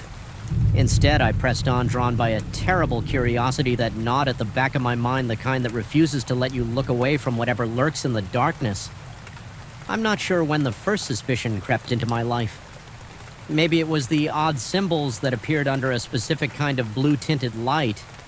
Or perhaps it was the way my business partner's voice dropped into a hushed, almost reverent tone whenever the topic of our company's meteoric rise came up, but it all came crashing down. When I discovered the black folder, the folder was tucked away in a locked drawer in my partner's private office. That night I had stayed late to finalize some budget reports. We were working on a massive expansion that would triple our income within a year or so. We believed while searching for a specific contract, I stumbled upon that hidden drawer. The lock was flimsy and curiosity overpowered any sense of decorum inside. I found a stack of documents with an unusual watermark barely visible under normal light, but as I held a phone flashlight against it, I saw twisting lines and symbols that formed something akin to a crest. My stomach churned. I could almost feel those symbols pulsing beneath my fingertips as though the paper itself were alive for days. I tried to tell myself it was nothing. Some peculiar custom design, but I kept remembering how our clients sometimes flinched when they glanced at those watermarks. I started paying more attention. Soon I noticed the contracts had small scribbled footnotes in a language that was neither English nor anything else I recognized. When I showed them to a friend who was once a language major, he only gave me a confused stare and said it wasn't even remotely similar to any known script curiosity turned into obsession. Late at night, I combed through old business records in our digital archives trying to find a clue about who had drawn up these deals. I found references to a benefactor whose name never appeared in full, only as the letter D attached to confidential instructions. Over the next few weeks, I pieced together bits of cryptic information. The success of our company wasn't just due to our marketing campaigns and strategic partnerships. There was something else at work, something older, malevolent. A force that demanded more than just a signature. I confronted my partner indirectly. Choosing my words carefully, I hinted that I knew about some strange terms in our contracts. He brushed it off with a nervous chuckle, looking as though he had been caught with something far worse than a simple oversight. I didn't press him that day. However, I later overheard him in a tense phone conversation. His tone suggested the other person on the line held an undeniable power over him. I caught a few phrases, the gist being that there was a due date approaching and there would be consequences for tardiness. My partner sounded terrified, apologetic, and oddly resigned. The first real sign that something was horribly wrong came during a photo shoot for a new marketing campaign. One of our photographers showed me a series of images he had snapped in the boardroom at first glance. Everything looked normal, just me and my partner in our suits forced smiles. But behind us in the reflection of the glass wall, there were dark silhouettes. Not silhouettes of people standing behind us. These shapes were elongated, twisted, and they lacked any semblance of a human outline. Their heads were misshapen, their limbs too long, too spindly worse. Yet these forms seemed to be leaning in as if eavesdropping on our conversation. When I called my partner to look at the photographs, he refused. He stood a few feet away, refusing to make eye contact with me or the images, claiming he was in a hurry. That evening, I studied those pictures alone in my office, heart pounding with every flick of the arrow key on my keyboard. The shapes seemed to move closer as if captured in a mid-approach. I thought I was losing my mind, but no matter how many times I blinked, the shapes were still there. I had the strangest feeling they were watching me. Even through the photograph, the next few days were a blur of anxiety. I wasn't sleeping, could barely eat. I started seeing flickers of movement in my peripheral vision, a black form darting behind a piece of furniture, a faint whisper of something brushing by me in the hallway. My chest felt tight. My breath was shallow and beads of sweat gathered at my temples. Whenever I had to review more contracts, I was convinced the symbols on those pages were shifting under the light, rearranging themselves into new shapes. Whenever I looked away, my partner, meanwhile, had grown more distant. He avoided me at every opportunity, deflecting any questions with one-word answers delivered through clenched teeth. One particularly long night, I dreamt of that watermark. It morphed into a gaping mem with rows of impossibly sharp teeth. In the dream, the paper itself wrapped around my arms, pulling me into that black mouth. I woke up gasping for air, my heart thudding like it was about to tear out of my chest. My hands shook and I realized I was gripping my bedsheet so tightly that my nails had left half-moon indentations on my palms. I decided enough was enough. I confronted my partner. I demanded an explanation. Told him I couldn't go on pretending everything was fine. He finally confessed haltingly that he had made a deal. Signed a contract with an entity that guaranteed our rapid success.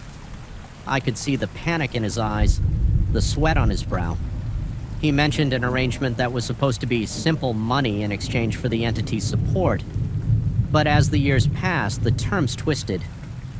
My partner admitted he hadn't read the fine print carefully. Apparently it wasn't just money. The entity demanded there was something intangible, some essence it wished to collect. He revealed that the deadline for payment was imminent. The shadows we saw, the symbols. Even the ominous presence in the photographs were all signs that the entity was growing impatient. My partner spoke in clipped, desperate phrases as though each sentence cost him. Physically, he said, we couldn't fight it in any ordinary sense. The only way to appease this force was to renegotiate to offer more, but the entity now wanted something far more valuable than money. My partner wouldn't specify what the possibility chilled my blood. I found myself unable to stay in the office after sunset. The building felt alive with unseen watchers. Corners of corridors seemed to pulse with quiet malevolence. The fluorescent lights in the corridors flickered at random intervals, drenching the walls in a sickly green hue. Every time I passed a reflective surface, glass doors, windows, polished tables, I caught glimpses of those unnatural forms. Once in the reflection of the large display window near the lobby, I saw what looked like a pair of eyes, glowing faintly red, hovering in the background. When I whipped around, there was no one there, just the thick silence of an empty foyer and my own ragged breathing at home. I was plagued by insomnia. My heart would start racing out of nowhere, a dizzying rush of adrenaline for no discernible reason. Paranoia set in. I scanned every shadow in my bedroom, convinced something was crouched behind the dresser or lurking under the bed. My partner called me late one night. His voice trembling, he said he'd encountered a physical manifestation of the entity in the elevator.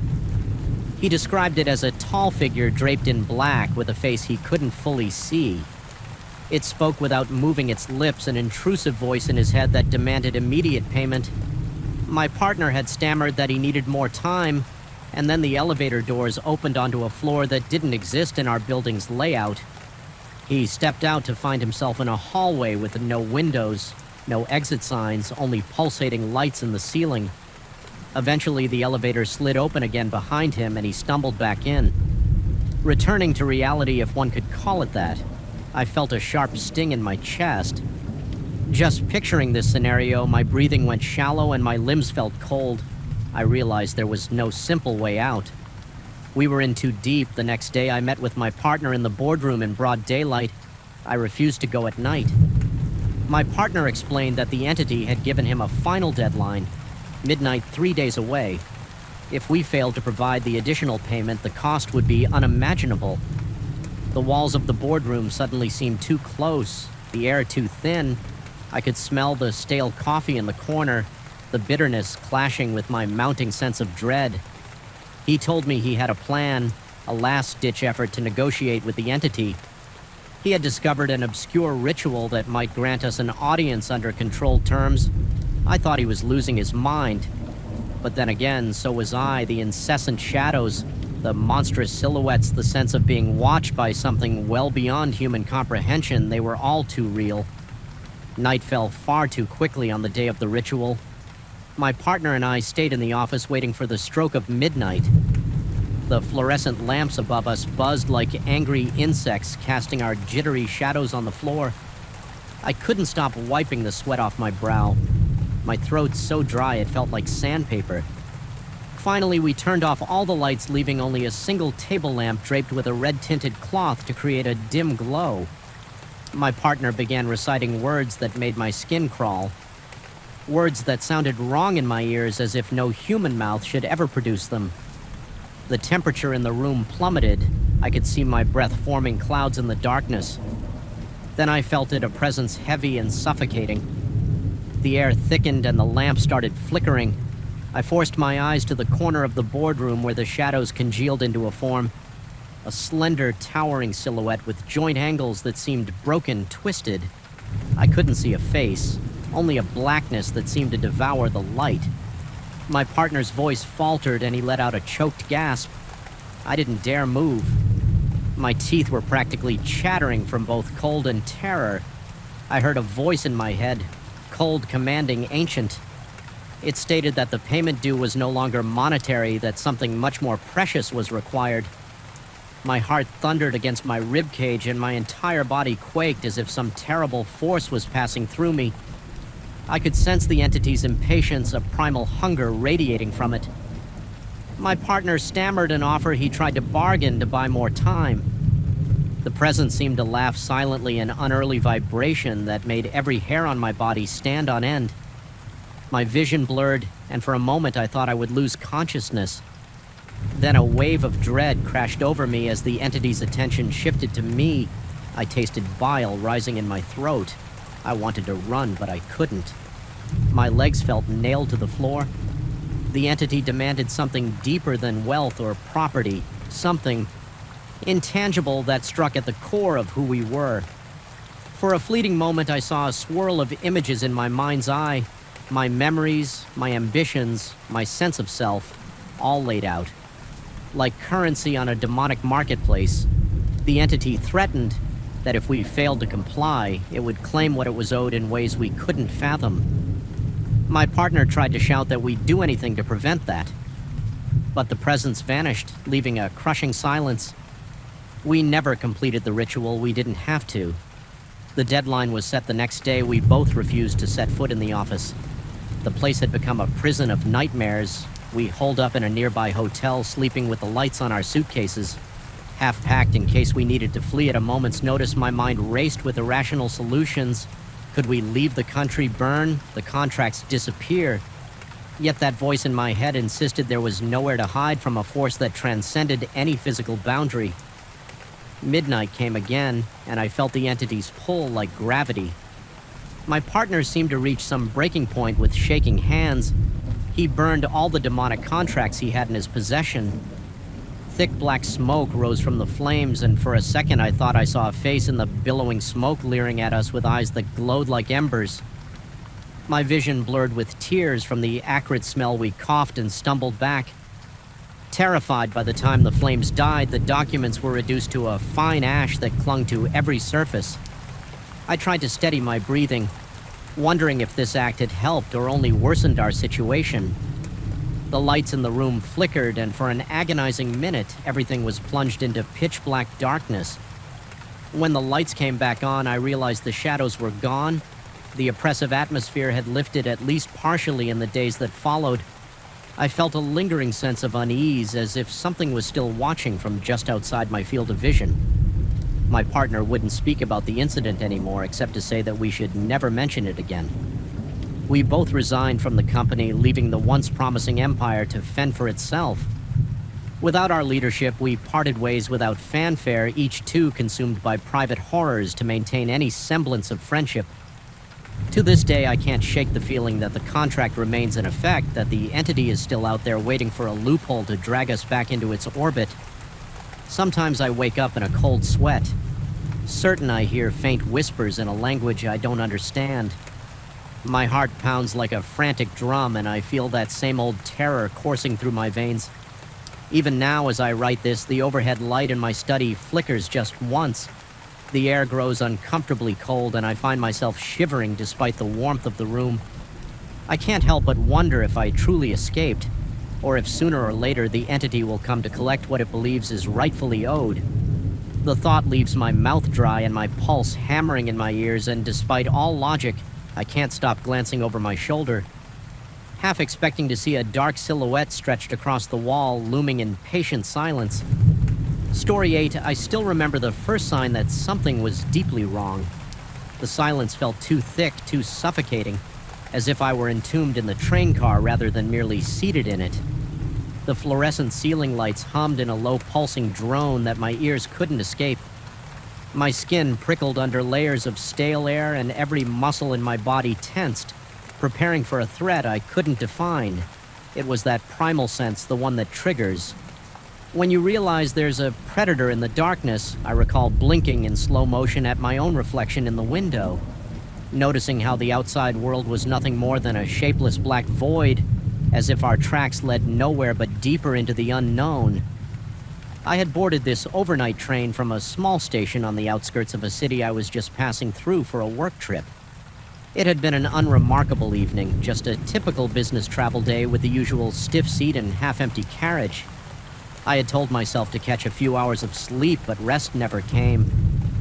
My mind drifted in a strange half-state of wakefulness and anxious anticipation, like I was waiting for the slightest shift to confirm that I should be afraid. I heard the gentle rattle of the wheels on the tracks, the squeaking of the overhead luggage racks, and the muffled coughs of the few other travelers who were still awake. At some point, I felt the train slow down. My immediate thought was that it was too soon to arrive anywhere. The lights flickered once, then steadied. My stomach did a little flip as the train lurched to a stop. Curiosity won over fatigue, so I stood and peered out the window. The station platform was dimly lit by erratic bulbs that buzzed in and out of brightness, casting sickly yellow patterns on the ground. The sign that hung overhead was impossible to read. The letters looked smeared or twisted as though the paint had melted in the sun, even from inside the carriage. The air felt colder, and the smell that drifted in was pungent like stagnant water mixed with ash. My pulse quickened. I took out my phone to check my map app, but there was no recorded station in this area. The train had apparently pulled into a place that, according to every piece of technology I owned, simply did not exist. A chill snaked its way up my spine. I found myself swallowing hard, an inexplicable dryness invading my mouth. I told myself the network coverage might just be spotty, or that the station could be brand new and not yet updated on the maps deep down, though an unmistakable fear sank its teeth into my thoughts. I noticed other passengers around me growing alert too, but few seemed eager to step onto the platform through the windows. I watched as figures began to board. They moved in stiff, synchronized motions, and their faces were cast in half-shadow. Their skin seemed pale, no more like gray, with a dull, lifeless hue. They glided past me, taking seats in various corners of the carriage. My heart was hammering in my chest by then, and I could feel a thread of cold sweat trickling down the back of my neck. I tried to assure myself it was just the eerie lighting or my own imagination playing tricks. Still, the way those new passengers settled into their seats with vacant stares and unnerving stillness made every hair on my arm stand on end when the train started moving again. The usual rocking felt oddly different. It was too smooth, almost as if the rails beneath us had disappeared and we were sliding along an invisible track. The conductor made an announcement over the intercom, but the words were garbled. Distant, I thought I heard mention of a schedule adjustment and unexpected stops, but the static swallowed the rest. The conductor's voice was calm, almost cheerful, but in a hollow way that turned my veins to ice. Looking out the window, I expected to see the countryside, or at least the faint glow of a distant town. Instead, the landscape appeared as shifting silhouettes, a patchwork of shapes that defied logic. Sometimes I thought I saw enormous leafless trees bending impossibly toward the train. Other times I glimpsed glimpses of weirdly angled rock formations looming against a horizon lit by a pulsing sky. It didn't look like night-day or any recognizable transition between the two. It was as if we were passing through a world that existed outside normal rules. I tried to quell the rising panic by telling myself I must be dreaming, that I had dozed off and fallen into a particularly vivid nightmare. My body told a different story. My heart pounded so intensely it felt like my ribcage might crack, and a sheen of cold sweat clung to my forehead. My breath grew shallow as though the air itself had thickened. Somewhere ahead, I saw the conductor emerging from a doorway. He passed by the newly boarded passengers, first speaking to them in hushed, clipped tones I couldn't fully decipher. Then he approached me. his expression unnervingly blank. He wore the standard uniform, but it was slightly discolored. The jacket faded to a greenish gray as though it had once been navy but had drained of color over time. He addressed me in a low voice, suggesting, though not outright stating, that we would be making a sequence of unscheduled stops and that I should remain in my seat when I asked him if everything was all right. He responded with an odd half smile. It wasn't comforting. It was more like a reflex. His eyes, however, told me everything was far from normal. He seemed amused by my question, as though my fear was inconsequential or worse yet. Expected I pressed for more information, but he just shook his head and repeated that we were continuing with our journey. A sense of dread swelled in my chest. I couldn't force the words out of my dry throat to question him further, so I nodded mutely and let him move on over the next hour, or what I assumed was an hour, since time began to feel malleable. I watched the train screech to a halt at station after station. Each stop had its own twisted architecture. One was shadowed by towering angular structures that resembled rows of broken teeth. Another glowed with a sickly violet light, its platform strewn with an oily substance that reflected swirling colors as though it was alive at each station. More passengers with that same lifeless gaze climbed aboard. Wordlessly taking seats without so much as blinking in my direction, I began to notice that some of the original passengers from earlier in the night no longer seemed present when I toured the aisles. With my eyes, I could not see certain individuals I had clearly observed before there was no sign of them. I recalled a man with a heavy winter coat, a woman with a floral scarf. They were just gone. My pulse hammered at my temples and I swallowed hard. A trickle of perspiration sliding down my temple. My breath caught in my throat as I realized I was clutching the edge of my seat with trembling fingers, knuckles turning. White in desperation, I summoned the courage to speak to a fellow traveler. He was a middle-aged man sitting 2 rows behind me, someone I had earlier seen reading a paperback novel. I tried to ask if he had noticed the disappearing passengers, or if he had an explanation for these impossible stations. He answered me indirectly. His voice shaky. He said he had noticed people vanishing too, and that each time we stopped, he felt something tugging at the back of his mind. A pull toward the platform that he struggled to resist. He muttered more to himself than to me that the train was looking for suitable replacements. His words echoed in my head. Suitable replacements. A hot surge of panic spread through my chest and my breathing became more ragged. I could hardly keep my thoughts organized. My body felt as if it were betraying me. Every nerve jittered. Every muscle twitched as though I was on the verge of sprinting away from some predator. My vision seemed to tunnel, and for a moment I was afraid I might pass out. Yet something kept me alert, a primal survival instinct urging me to stay conscious. Soon the conductor returned, weaving through the silent, impassive passengers and stopping beside me. He spoke calmly, mentioning that the journey had a unique requirement.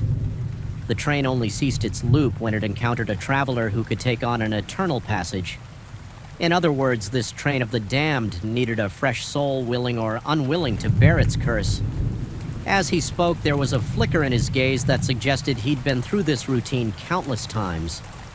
He seemed to imply that many of the passengers seated around us had once been like me. Alert, afraid, desperate for answers.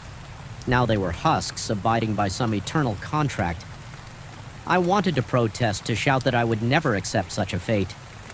But my voice came out as a rasp, my mouth too dry to form a proper objection. I saw no pity in the conductor's expression, only inevitability. He left me there drifting deeper into my seat, heart thudding so violently I could hear the blood rushing in my ears. The next stop was somehow darker than the others, a place veiled in swirling mist that crept through the open doors and licked at our feet. The train's lights flickered madly, painting the new arrivals in strobe-like flashes. Their eyes glowed faintly in the gloom, and I swear their irises were milky white, ringed with a faint luminescence. A wave of nausea twisted my stomach, and I had to clamp a hand over my mouth to keep from retching my muscles. Tensed as if preparing for flight, but I forced myself to remain still. Fear tangling with the irrational sense that if I moved, I would draw their attention. I decided then that I had to attempt escape. Staying on this endless route of horrors felt like a slow descent into some kind of living nightmare from which I might never emerge. The idea that these vacant-eyed strangers had once been normal travelers like me set every nerve on fire. I felt a prickling at the back of my scalp as I realized that if I didn't act, I might become as gray and void of life as they were in the small corridor between cars. I discovered an emergency lever usually meant to stop the train in dire situations. My fingers shook violently as I reached for it. The cold metal biting into my palm, I yanked it down with all the strength I could muster, expecting the screech of brakes, or at least some mechanical jolt. Instead, the train barely shuddered. It slowed only a fraction before continuing on its relentless course. A hysterical laugh threatened to bubble up from my chest, but I choked it back. My last shred of control felt tenuous at best. Still, the labor's effect must have signaled something. The conductor appeared yet again, his eyes drilling into me. Accompanied by two of those pallet passengers, I recall feeling a wave of dizziness and an urge to collapse. The conductor spoke in a stern, quiet tone, warning me that there was no escape, that the train only stopped for stations it chose. I felt my heart skip a beat, but I stared back at him, determined not to surrender to panic as I slid back into my seat. I forced myself to think of any possible exit. Windows seemed sealed shut. The doors locked firmly, but there had to be a moment. Maybe when the doors opened at the next station where I could slip off the train, I prepared myself by gripping the armrest so hard my fingers ached.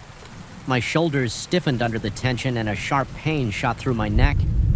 Sweat dripped down my temples and my mouth felt like sandpaper. My vision tunneled again, but I held tight to a single idea: I had to get out. When the train screeched to its next stop, I watched carefully as the automatic doors opened. A thick, swirling fog clung to the platform. The lights outside buzzed in odd frequencies, flickering in time with the frantic hammering of my heart.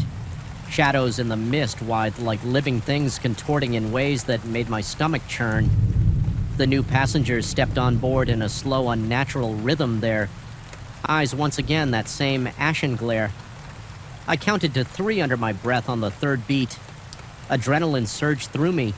I leaped from my seat, lunged past 2 of the gray-skinned travelers, and threw myself out the door. My boots hit the platform with a jarring thud that sent vibrations rippling up my legs.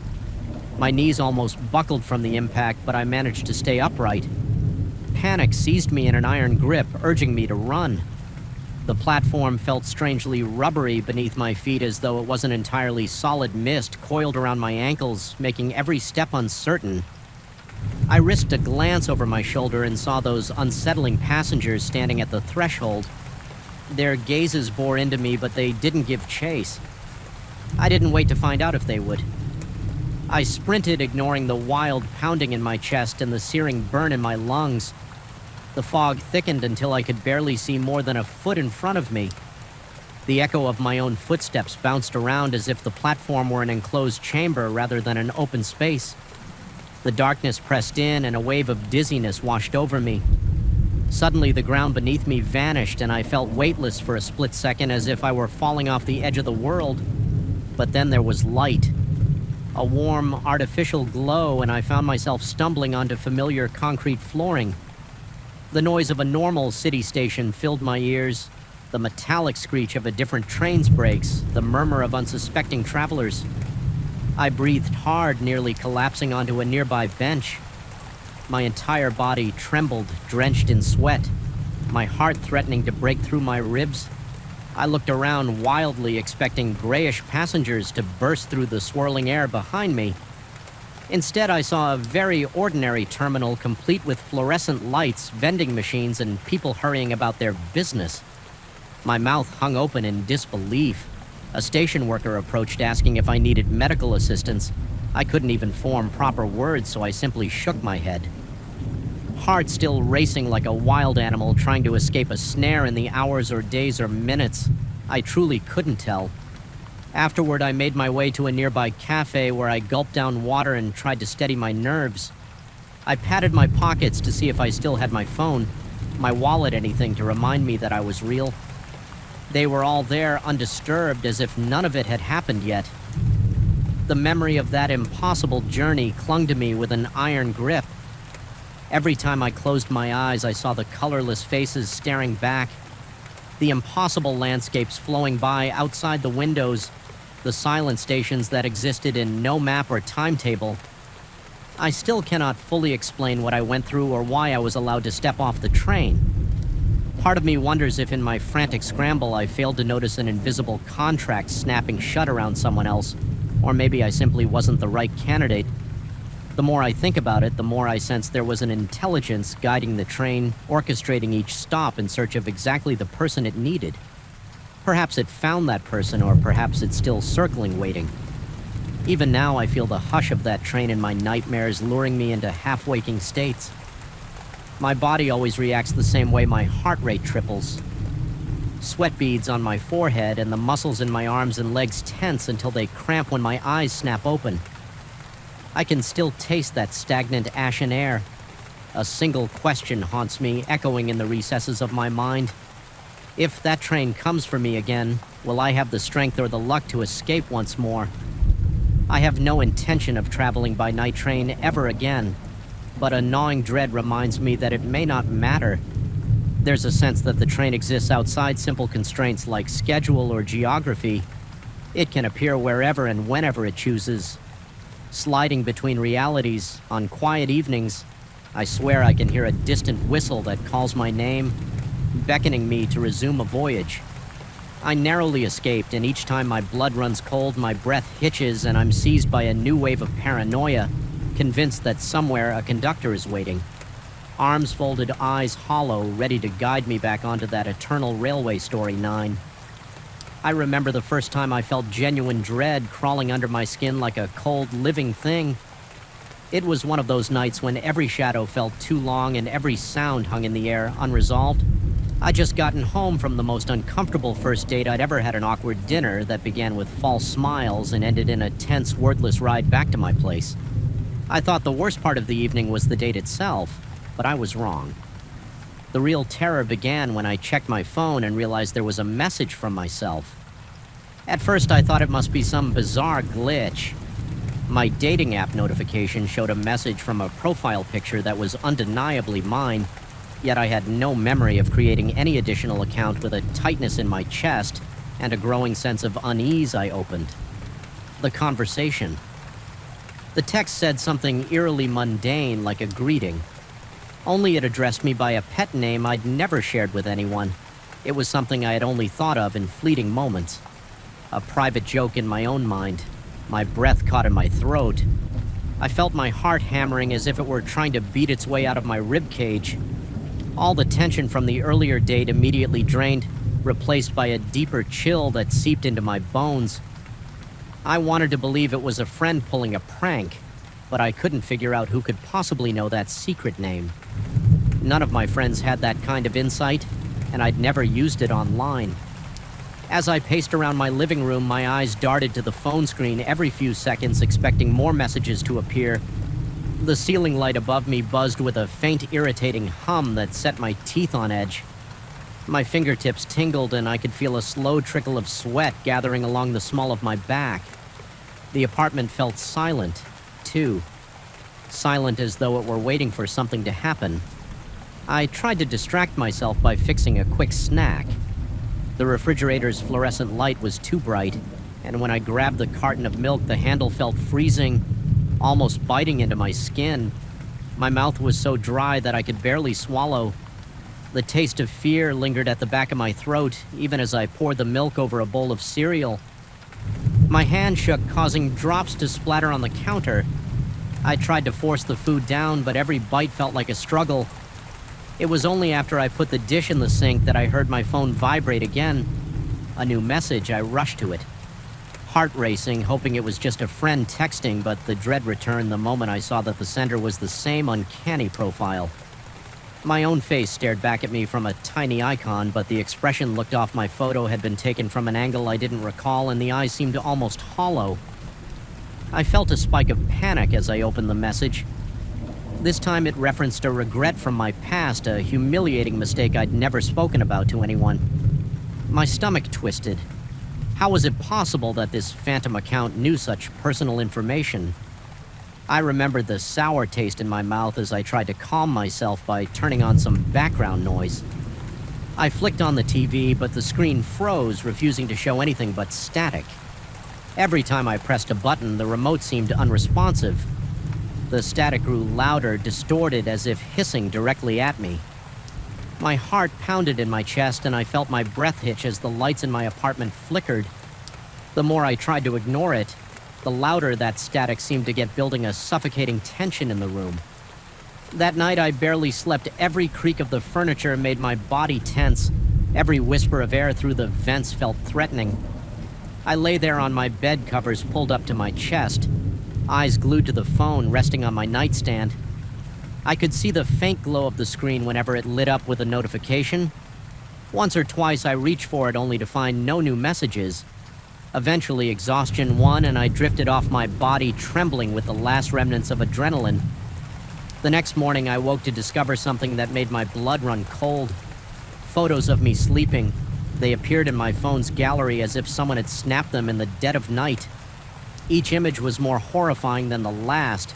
My curtains were shut, my door locked, yet the pictures were taken from impossible angles. One showed me from directly above my face, contorted in fitful slumber, sweat beads dotting my forehead. Another showed a close-up of my half-open mouth, and I felt violated. To an extent I never thought possible. I couldn't recall hearing the shutter sound or seeing the flash. My heart thudded so hard I thought it would burst.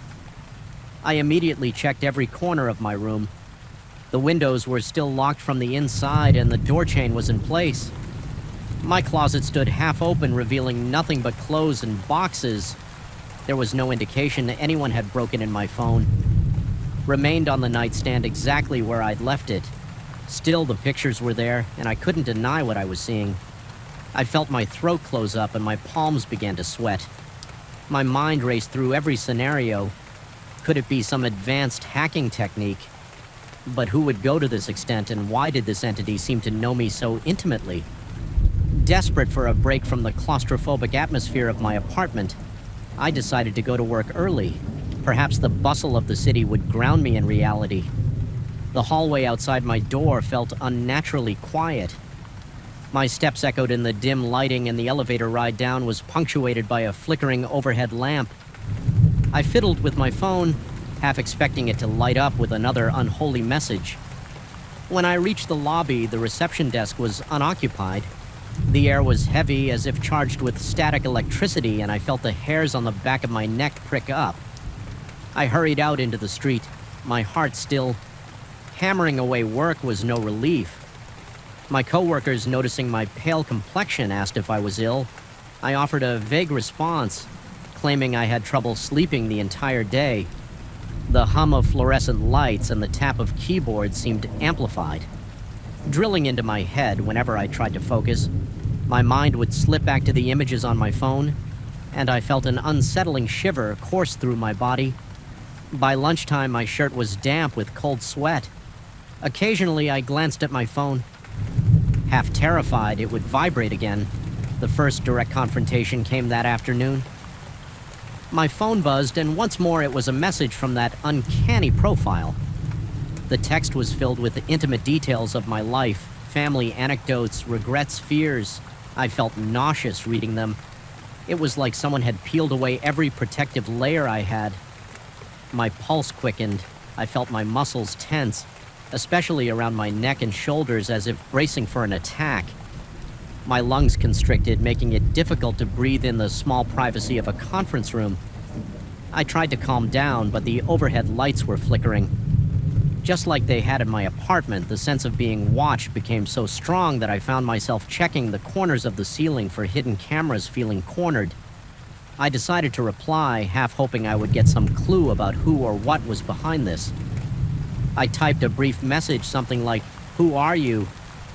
My thumb hovered over the send button, the tension of the moment pressing heavily on my chest when I finally pressed it. I felt a jolt go through my body as if crossing a line of no return. The reply came instantly, as though it had been waiting. It said something to the effect of, "I am you, only better." It wasn't quite that direct, but the words implied an entity that had taken my identity amplified by something beyond normal comprehension. My breath caught my stomach churned. I turned off my phone only to have it turn itself back on. Moments later, a message blinked on the screen, a single word that cut deep into my psyche. My innermost fear, the specific phobia I'd never shared with a soul.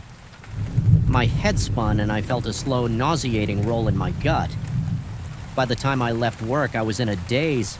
The evening sky was a sickly orange, and the streetlights buzzed with a frequency that made my teeth ache. As I walked home, I kept my phone in my pocket, too terrified to look at it. Every so often, I sensed its screen lighting up against my thigh, vibrating like a frantic heartbeat. The air felt thick, almost suffocating, and every passing car seemed to glare at me with flickering headlights. A feeling of growing paranoia gnawed at my mind. I imagined silhouettes watching me from windows, digital eyes analyzing my every move.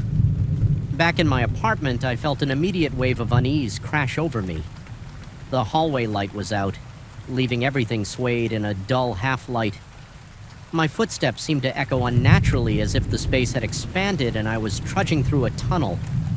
My apartment door stuck when I tried to open it, and my key jammed in the lock for a moment longer than it should have. Inside, the atmosphere was thicker than ever. I turned on the living room lamp only to have it flicker and cast eerie shadows on the walls. I sat on my couch, my lungs struggling to draw in air. The silence pressed against my ears so overwhelming it bordered on a roar. I unlocked my phone, determined to rid myself of this terror by confronting it directly. Images filled the screen. Unfamiliar photos of me going about daily tasks, brushing my teeth, sitting at my desk, tying my shoes.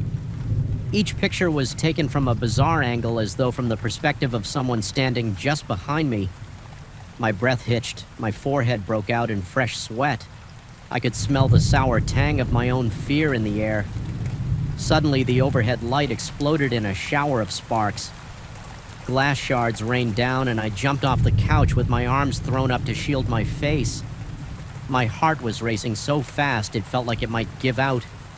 In the darkness, my phone's glow became the only source of light, illuminating the scattered shards on the floor. I sensed a presence around me like static electricity, raising the hair on my arms. It felt like someone was there just at the edge of my peripheral vision, a digital specter made manifest. My breathing became ragged and my limbs quivered with adrenaline. I remembered the taste of copper in my mouth, like I'd bitten the inside of my cheek without realizing it. I was dizzy with terror, fighting the urge to scream. Then the phone buzzed in my trembling hand. Another message, instructions telling me to go to the bedroom, describing in detail what I would find there.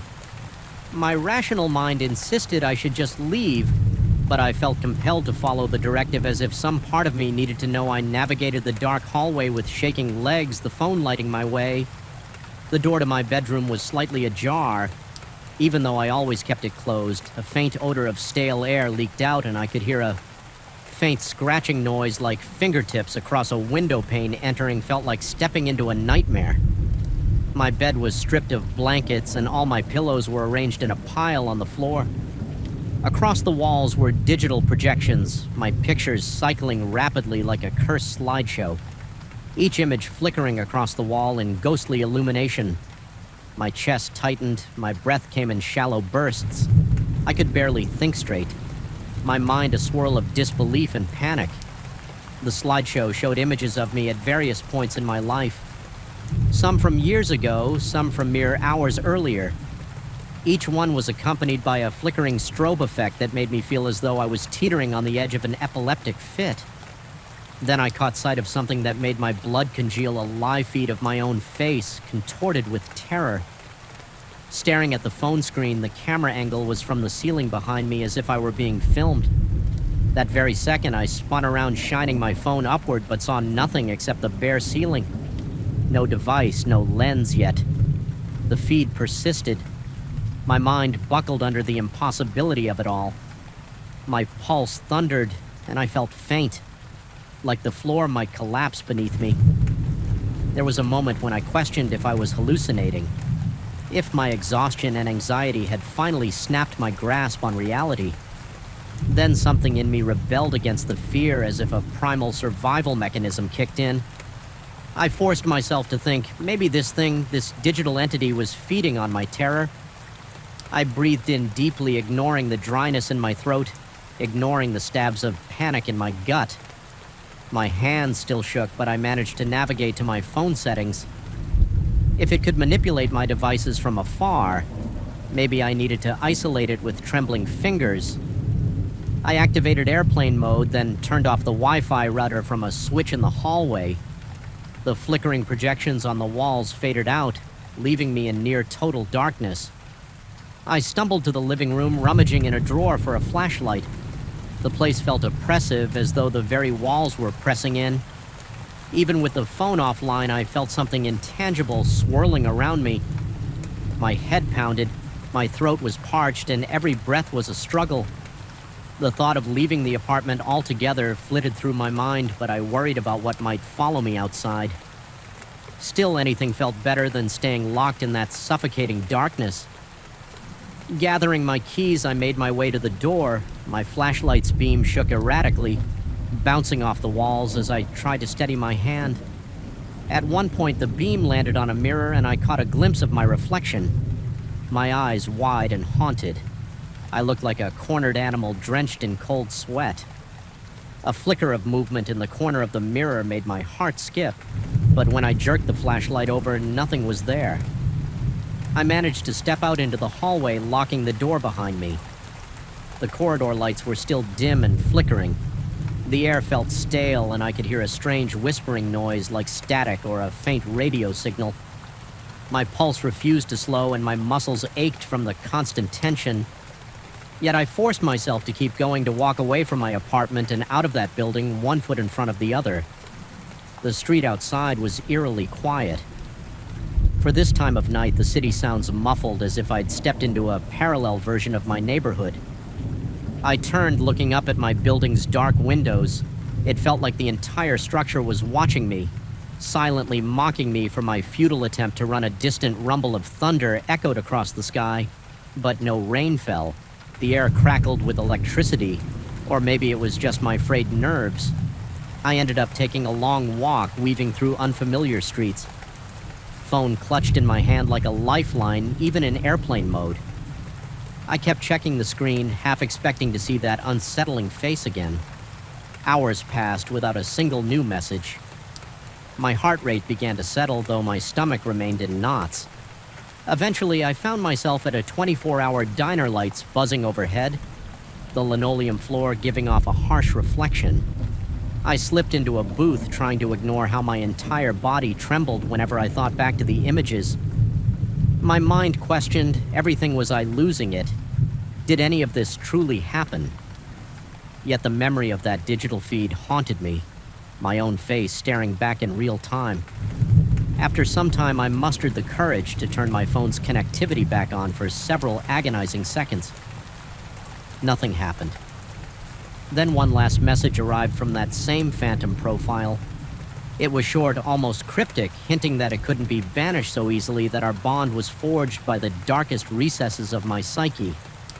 My hand clenched around the phone until my knuckles turned white and I could feel my heartbeat thudding in my temples.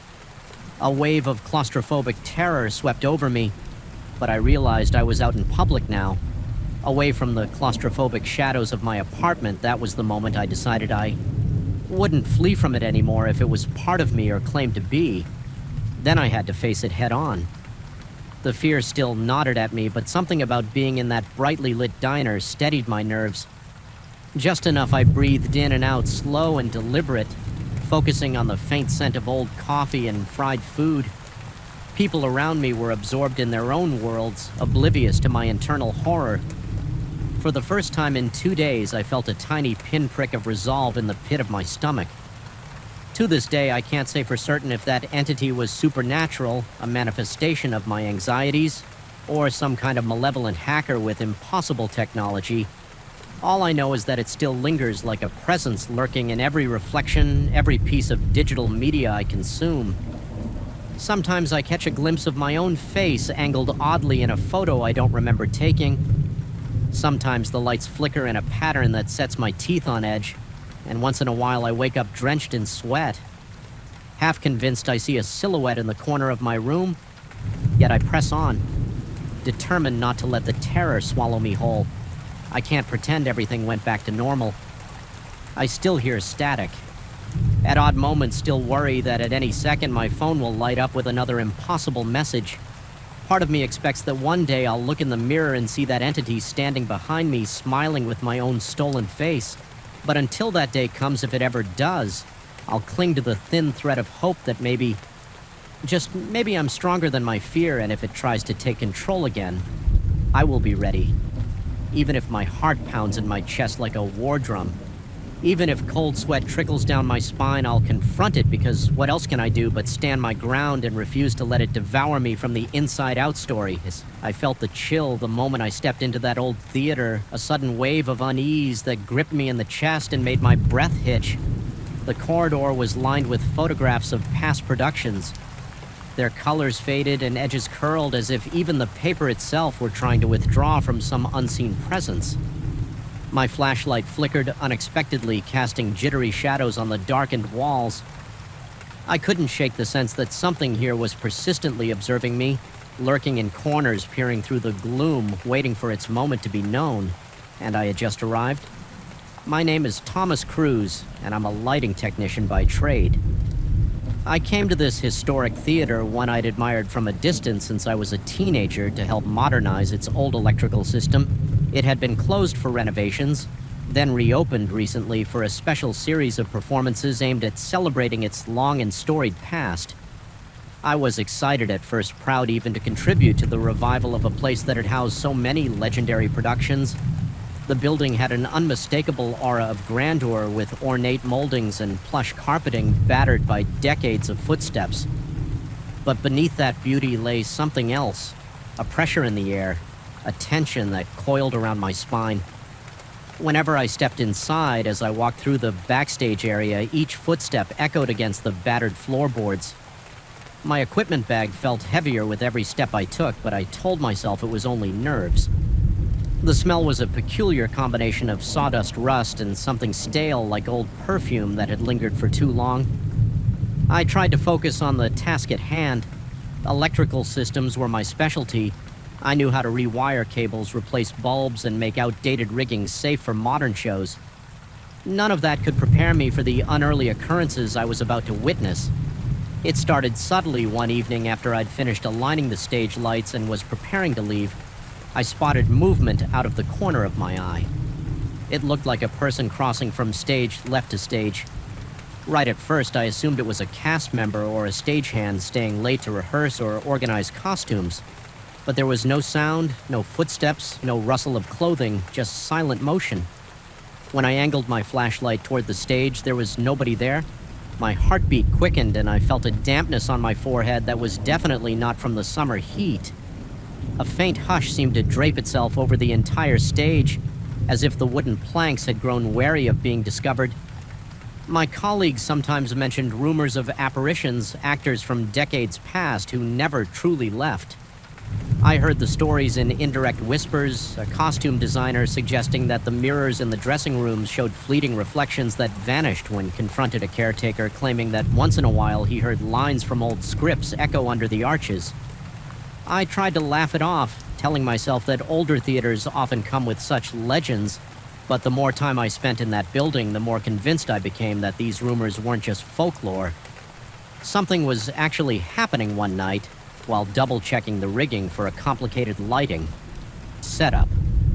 I noticed a faint glow on the stage. It looked like a spotlight shining from some old fixture I hadn't installed, curious and a bit wary. I descended from my ladder, crossing carefully to the side of the stage. My mouth went dry as I saw under that pale luminescence a pair of dancers. They wore costumes that seemed lifted from another era, flowing formal outfits with designs I'd only seen in antique photographs. Their movements were slow, methodical, and completely silent.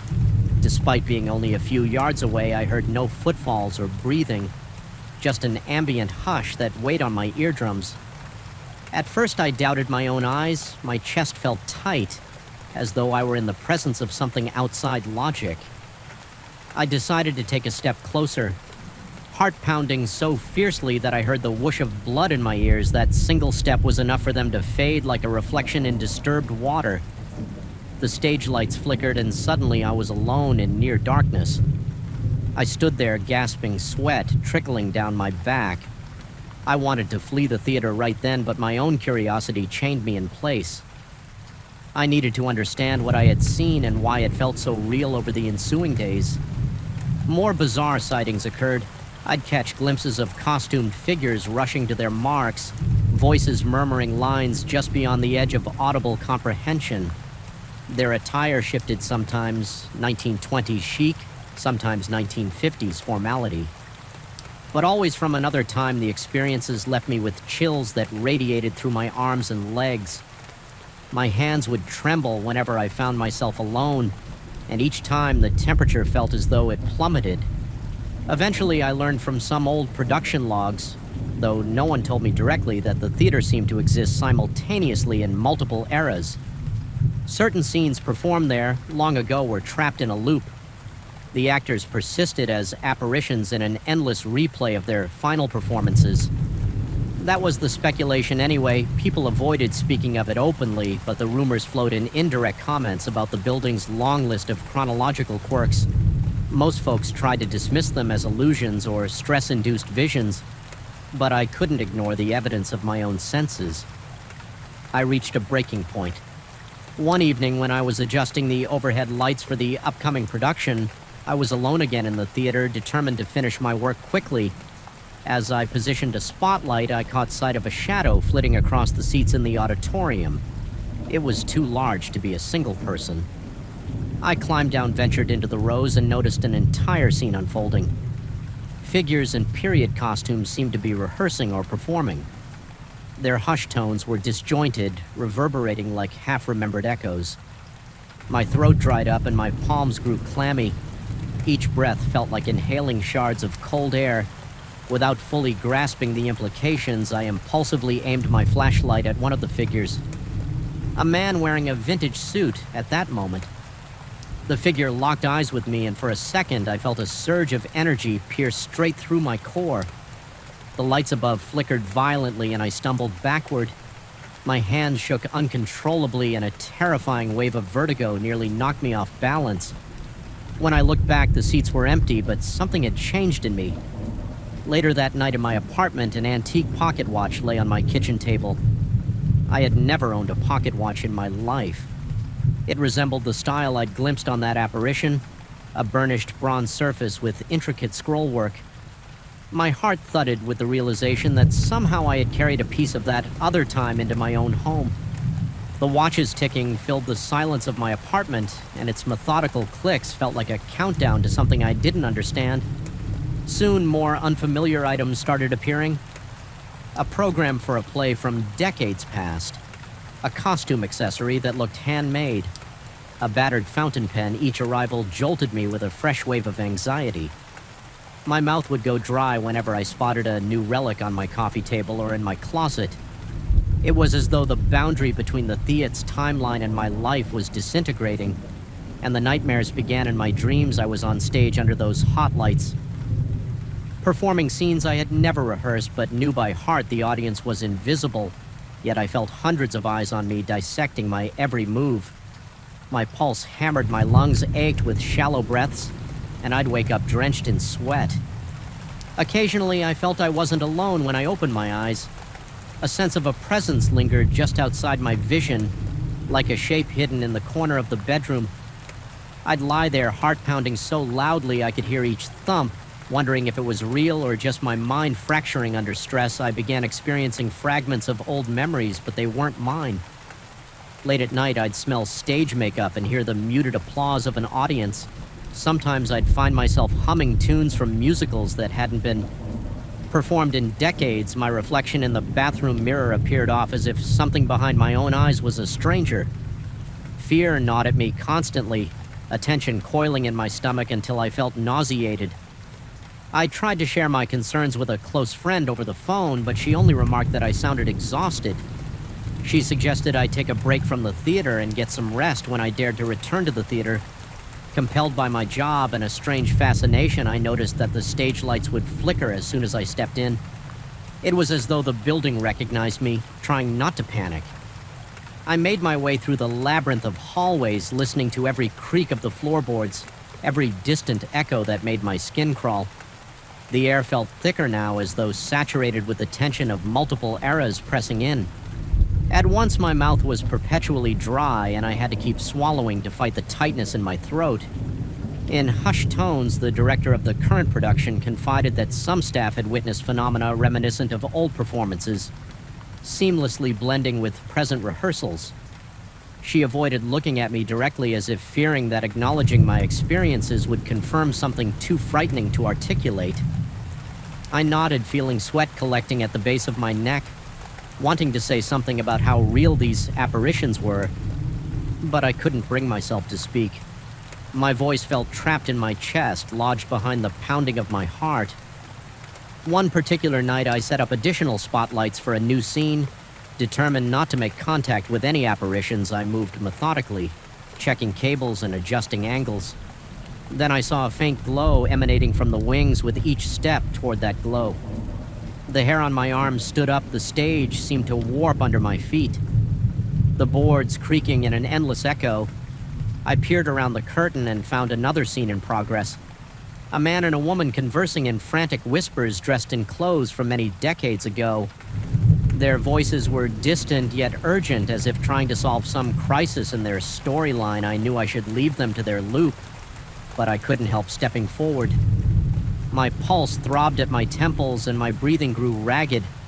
An overwhelming compulsion to intervene coursed through me. Something deeper than curiosity, almost a primal urge to help them break free, or maybe it was me wanting answers, so I leaned in just enough to be seen, and the moment our gazes met, I felt a rush of cold air tear through the space. The lights above sparked, then dimmed for a heartbeat. I thought everything had gone dark, but I was wrong. They vanished, yet I felt their presence within me, as if I'd opened a door that could never be sealed. My body trembled violently and sweat stung my eyes. I ran out of the theater, my breath coming in desperate gasps. I sprinted down the street, half expecting something to chase me. Even after I shut my apartment door behind me, I sensed an unnatural stillness. My own living room felt like a stage set in the following days. More bizarre artifacts appeared, old theater tickets scattered near my sofa, a hand-sewn vest in my closet, a script from a production long before my time, and the visions intensified while waiting for the elevator in my building. I glimpsed a reflection of a corridor behind me that didn't match my reality. It looked like an aged version of the hallway with faded wallpaper and flickering lanterns. My heart pounded so fiercely that my knees wobbled when I turned around. There was only the modern corridor I knew, but the pit in my stomach told me I was only half in the present. Now I realized I couldn't continue like this. Anxiety had me jumping at every noise. The tension in my neck and shoulders made me constantly ache. Nights were worse, filled with nightmares that bled into my waking hours. Finally, I decided to confront the theater head-on, hoping to sever whatever link I'd forged. Gathering my tools, I returned late one evening, determined to remove every piece of lighting equipment I'd installed, as if that might break the cycle. Inside, the building felt more oppressive than ever. Every corridor was dimly lit by dying bulbs. A low hum resonated through the walls, and it felt like stepping into a giant maw. I forced myself onto the stage, grappling with the spotlights and cables, determined to undo my previous work the moment I started unscrewing a fixture. I heard footsteps behind me, modern, heavy boots. This time, not phantom echoes from the past. A stagehand approached in the darkness, saying in subdued tones that the director had told him to leave me alone for the night, but that if I needed help, he'd remain nearby. I thanked him with a nod, trying not to let my trembling hands show in the glow of his flashlight alone. Again, I removed each light with slow precision, focusing on every twist of the screwdriver. My mind spun. I felt as though time itself was pressing against me, each second reverberating in my ears, each minute marked by a surge of adrenaline. The building groaned around me, or maybe that was just my imagination. My breath rattled in my chest and sweat trickled down my temples. Yet I persisted, dismantling everything piece by piece. After what felt like hours, I finished. A sense of uneasy calm washed over me, and I stood center stage, gazing at the shadows of the auditorium. My heart hammered as I declared mostly to myself that I was done. No direct response came, only a distant creak of wood. Then a curious stillness settled over the space. I backed away slowly, refusing to turn my back until I was at the exit. A week passed and no new relics appeared in my apartment. The pocket watch still ticked ominously, but I stashed it in a drawer out of sight. My dreams, although still uneasy, began to fade back into mundane images of daily life. Yet the memory of that theater with its overlapping timelines remained an open wound in my psyche. My sense of normality was forever changed. I still jump at random flickers of light or unexpected reflections in mirrors. If there was a victory, it was that I preserved my grip on reality just enough to carry on. But I can't fully escape the feeling that part of me is still in that theater, trapped in the cycles of old performances. Sometimes late at night, I think I hear the faint tune of an ancient musical score drifting through my apartment walls. My heart races and a cold sweat prickles on my skin. I close my eyes and remind myself to breathe whatever force binds that theater exists just beneath the surface of what we call real. I manage to pull most of myself out, but I suspect a fragment remains forever locked in that place where past and present blur into a single haunting performance. And every so often I can almost feel it calling me back. Story 11. The rain hammered on the windows with such intensity that it felt like an attack from the outside world. A warning that something in the atmosphere had shifted. My pulse throbbed in my ears and a prickling sensation crawled up my arms as I stood in my living room, staring at the rivulets of water snaking down the glass. There was a pressure in the air. Thick, suffocating, my skin felt clammy and the light around me dimmed, as though the electricity itself had lost its will to illuminate. Even the lamp in the corner flickered erratically, revealing the corners of the room with unsettling shadows. The day I first sensed this pressure, I knew my life would never be the same. A few weeks prior, I had managed to avoid a potentially horrific accident. I had been driving along a familiar highway on a sunny afternoon, feeling carefree. My mind wandering to trivial errands without warning. A crushing certainty spread through my chest.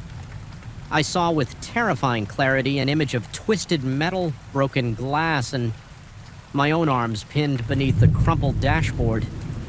My heart started pounding so violently that I actually pulled over onto the shoulder, shaking and drenched in sweat.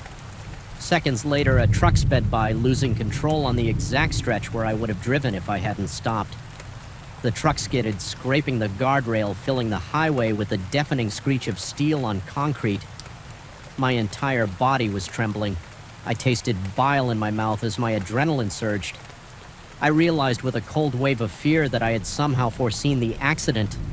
In the days following that experience, my perception of the world changed in ways I could never have anticipated. It started with subtle flashes at the edges of my vision.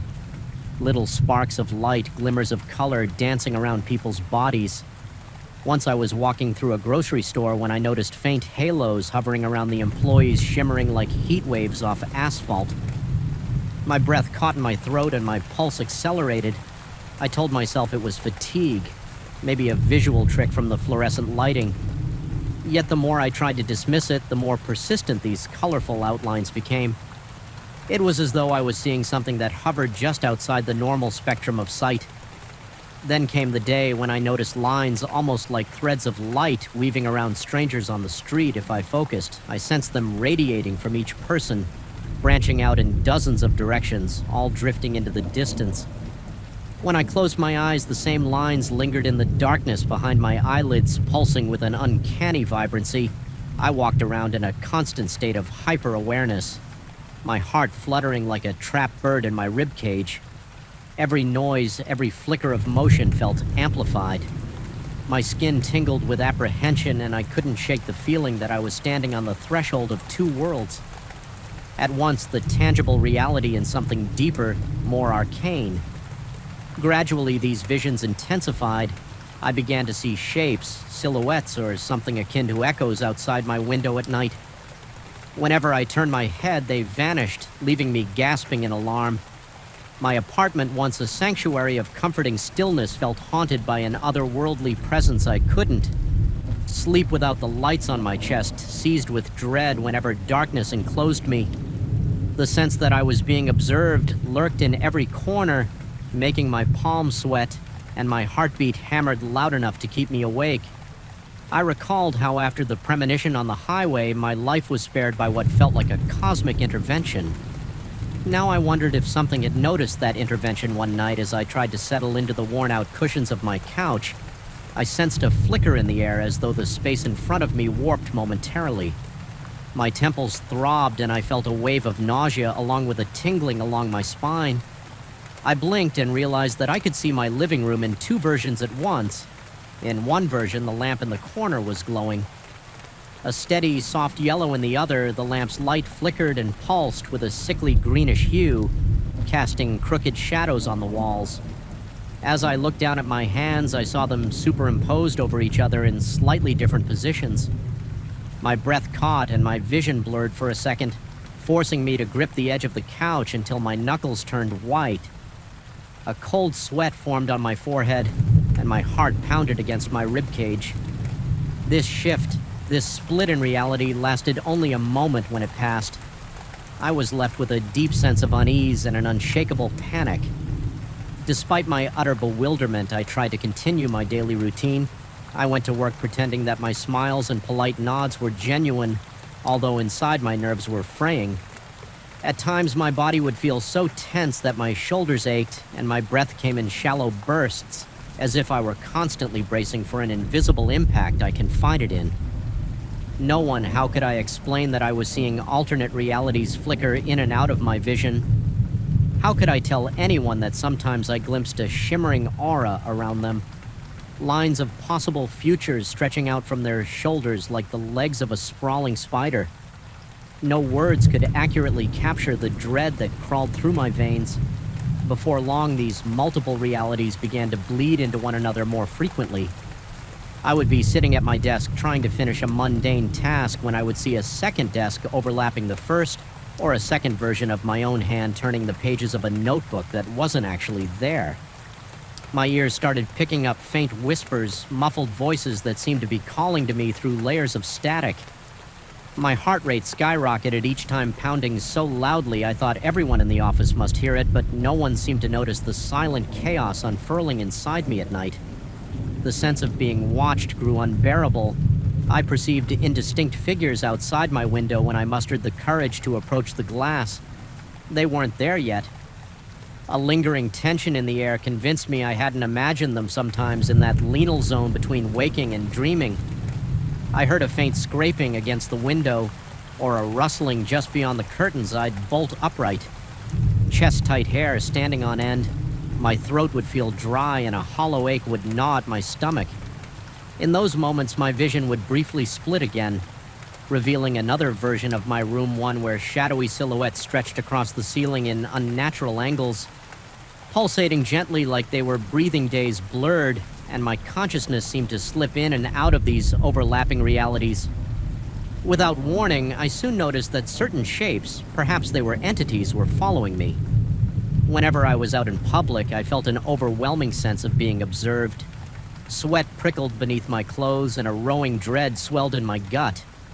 In a crowded street, I noticed the same tall figure in my peripheral vision. When I turned my head, I caught only the faintest glimpse of a form that seemed vaguely humanoid, yet lacked distinctive features. It evaporated the instant my gaze focused on it. My mind raced with the implications had my expanded perception alerted something to my presence. Was I now visible to them? Just as they were becoming visible to me, I became consumed by the idea that these watchers were not benevolent.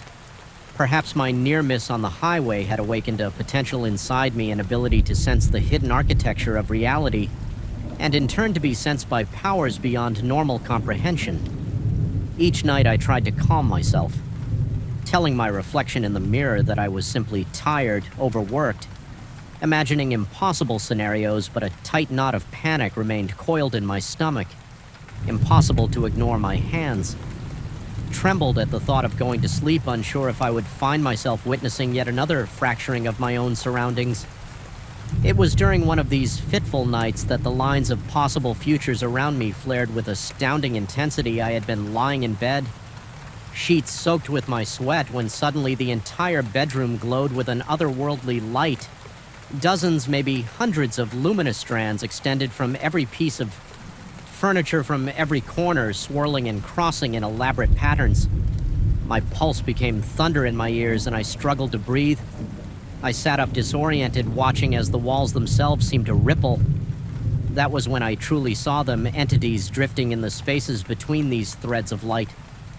They were elongated, indistinct, and their eyes, if they could be called eyes, glowed with a faint luminescence.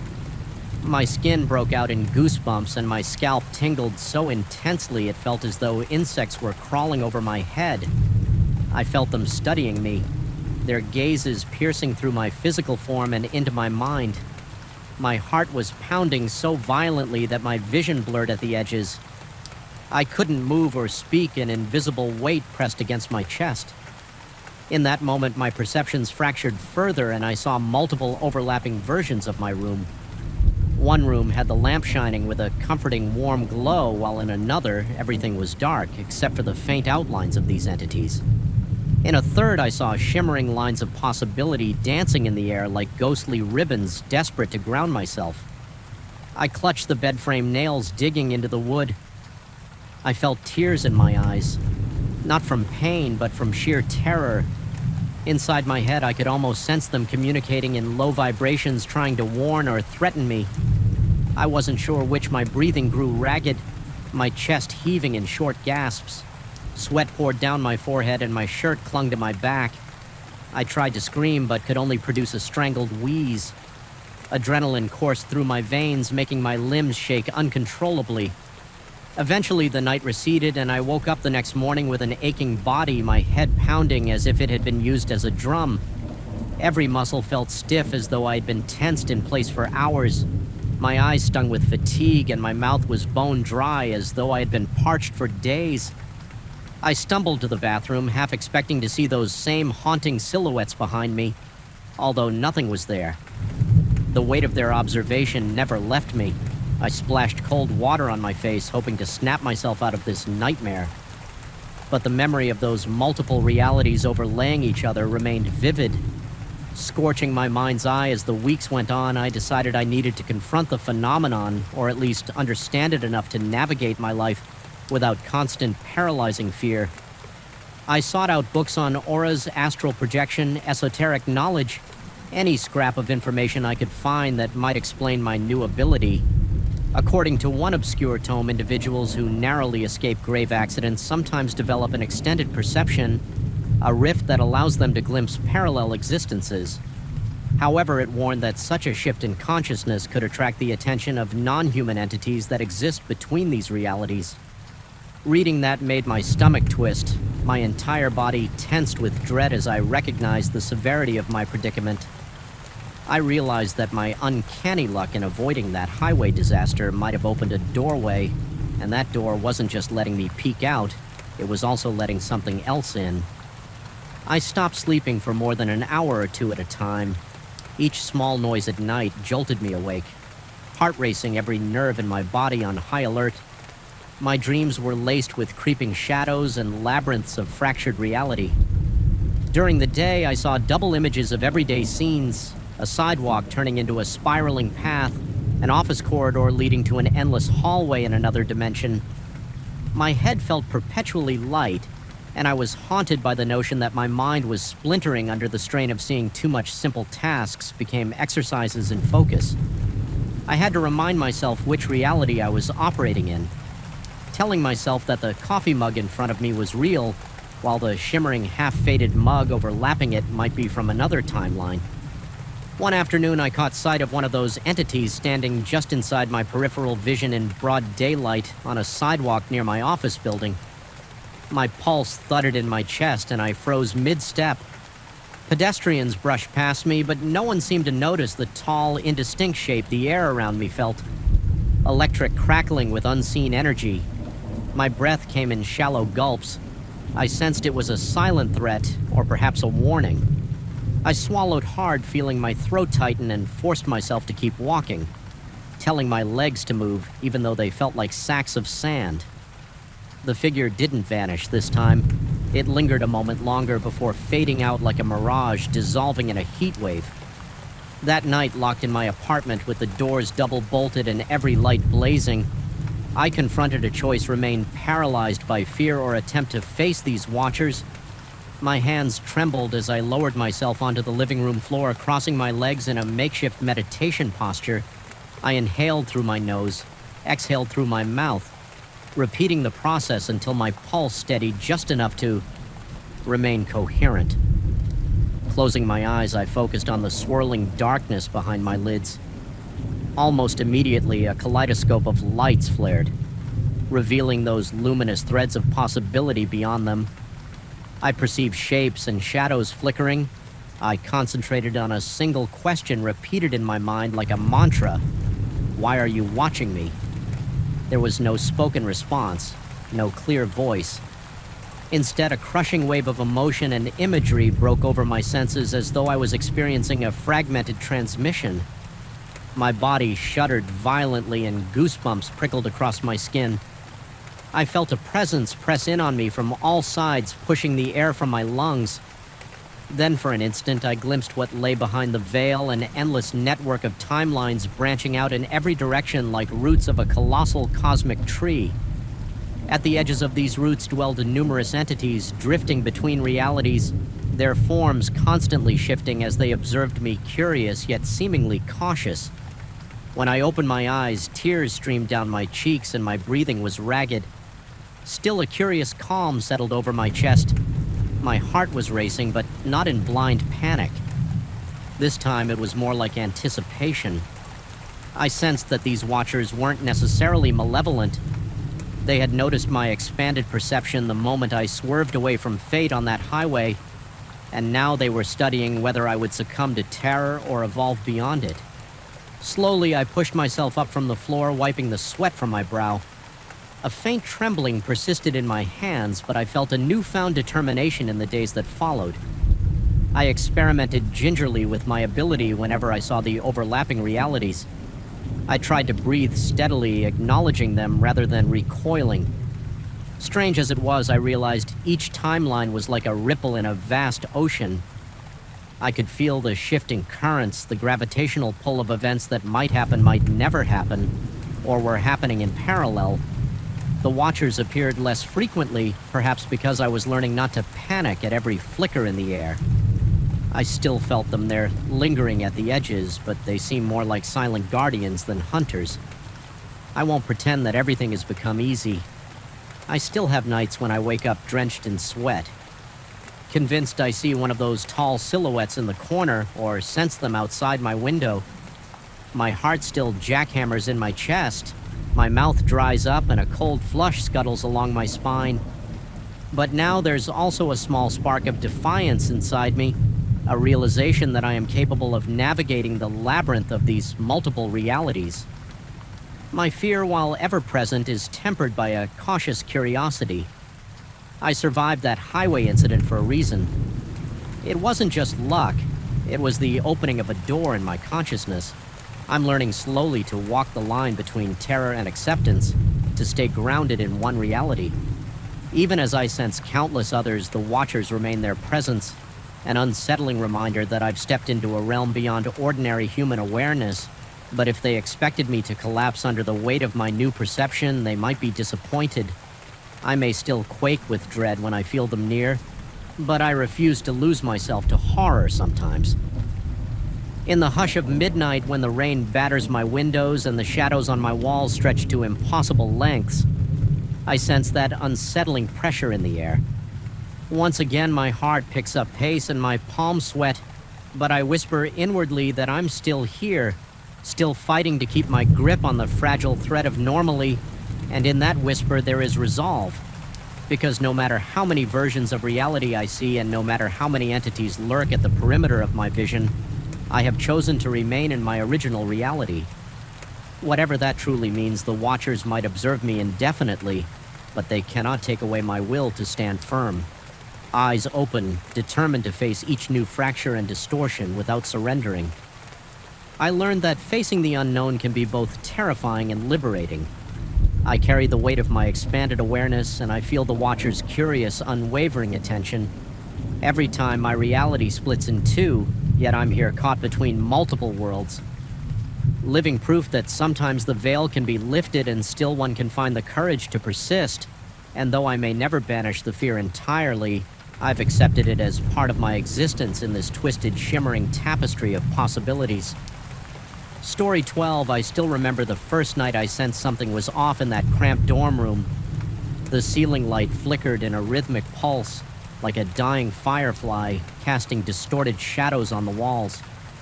My heart pounded so heavily I could feel its vibrations through my ribs, and there was a sudden chill in the air that had no business existing in that overheated college building from that moment. Dread seemed to seep into every corner of my life. I had transferred to this university at the start of the semester, eager for new experiences and better opportunities. My roommate Colin appeared ordinary enough. A quiet guy who mostly kept to himself. He was majoring in ancient studies, a discipline I hadn't even known existed. We shared polite greetings, a few jokes, and typical small talk. But there was a strange quality to our interactions that I could never quite define. Initially, I dismissed it as social awkwardness. I remember shrugging it off, telling myself it was just my imagination, that everyone in a new environment feels some level of discomfort. I couldn't have been more wrong. It started subtly. I'd wake up in the middle of the night because of strange mutterings from Colin's side of the room. My initial thought was that he was simply talking in his sleep, as many people do, but his tone and inflection were unsettling. Low, guttural, laced with an otherworldly cadence. Sometimes it would sound like a chant. Other times it was a single phrase repeated with increasing urgency. There were nights I thought I caught the syllables sliding into something that resembled Latin or maybe Greek, though I couldn't place any exact words the next morning when I asked him indirectly if he had nightmares. He would blink in confusion and say he didn't recall any dreams at all. His calm demeanor almost convinced me I had imagined everything. The real terror began the night I woke up to the bed creaking in an odd rhythm. The sound was like someone shifting their weight, but it went on for too long to be a normal toss and turn. My eyes adjusted to the darkness and I saw Colin hovering. Yes, literally hovering an inch or two above his mattress. My vision seemed to shake at first. I thought I was seeing illusions born from sleep deprivation, but when I rubbed my eyes and focused, the image remained chillingly real. He was elevated just enough that the gap beneath him was unmistakable. My breath caught in my throat. Fear lodged itself in my chest, making my pulse hammer so loud I could practically hear the blood rushing in my ears. I wanted to turn on the lamp, but found myself frozen in place. My fingers gripping the edge of the sheets with such force that my knuckles turned white. My lips felt chapped and I was sweating in the cold night air. Then in one horrific moment, he spoke in a voice that didn't belong to him. It was a low hiss, layered with a whisper that seemed to resonate from somewhere deeper, older. I caught only fragments of meaning. Something about unholy gates, and the watchers beyond the rest felt like words from an ancient text drenched in malice. The next morning, Colin didn't remember anything, and there was a bruise on his arm. He couldn't explain. He asked why I looked so pale. I pretended I had pulled an all-nighter, and he gave me a sympathetic nod. His eyes seemed vacant, as if something had hollowed them out that day. I tried to focus on my classes, but my concentration fractured. With every stray thought of the previous night, my mind replayed the image of Colin's body hovering above the bed. I nearly dropped my pen when I realized my hands were trembling so badly I couldn't keep a steady grip late that afternoon. I stopped by the campus library searching for anything that might illuminate what I had witnessed. Books on folklore, possession, demonic manifestations. All of it seemed too bizarre for my rational mind. I began to question my own sanity. Perhaps I had been half asleep, or maybe it was a hallucination triggered by stress. Still, some old texts I skimmed referenced phenomena eerily similar. Ancient tongues spoken in the dead of night, floating bodies, cryptic knowledge that no mortal should possess. By the time I left the library, darkness had settled and the walk back to the dorm felt like navigating a labyrinth of shadows.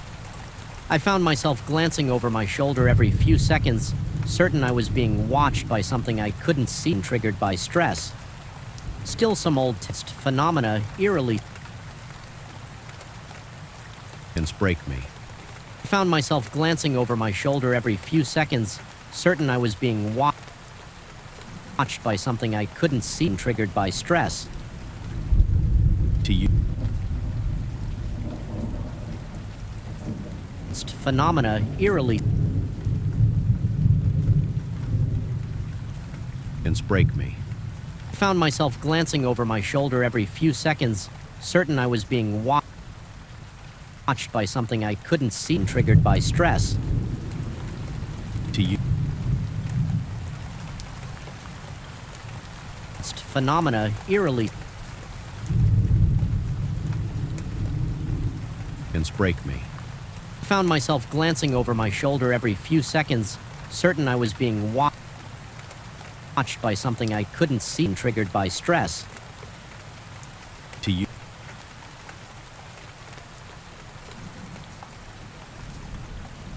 Phenomena eerily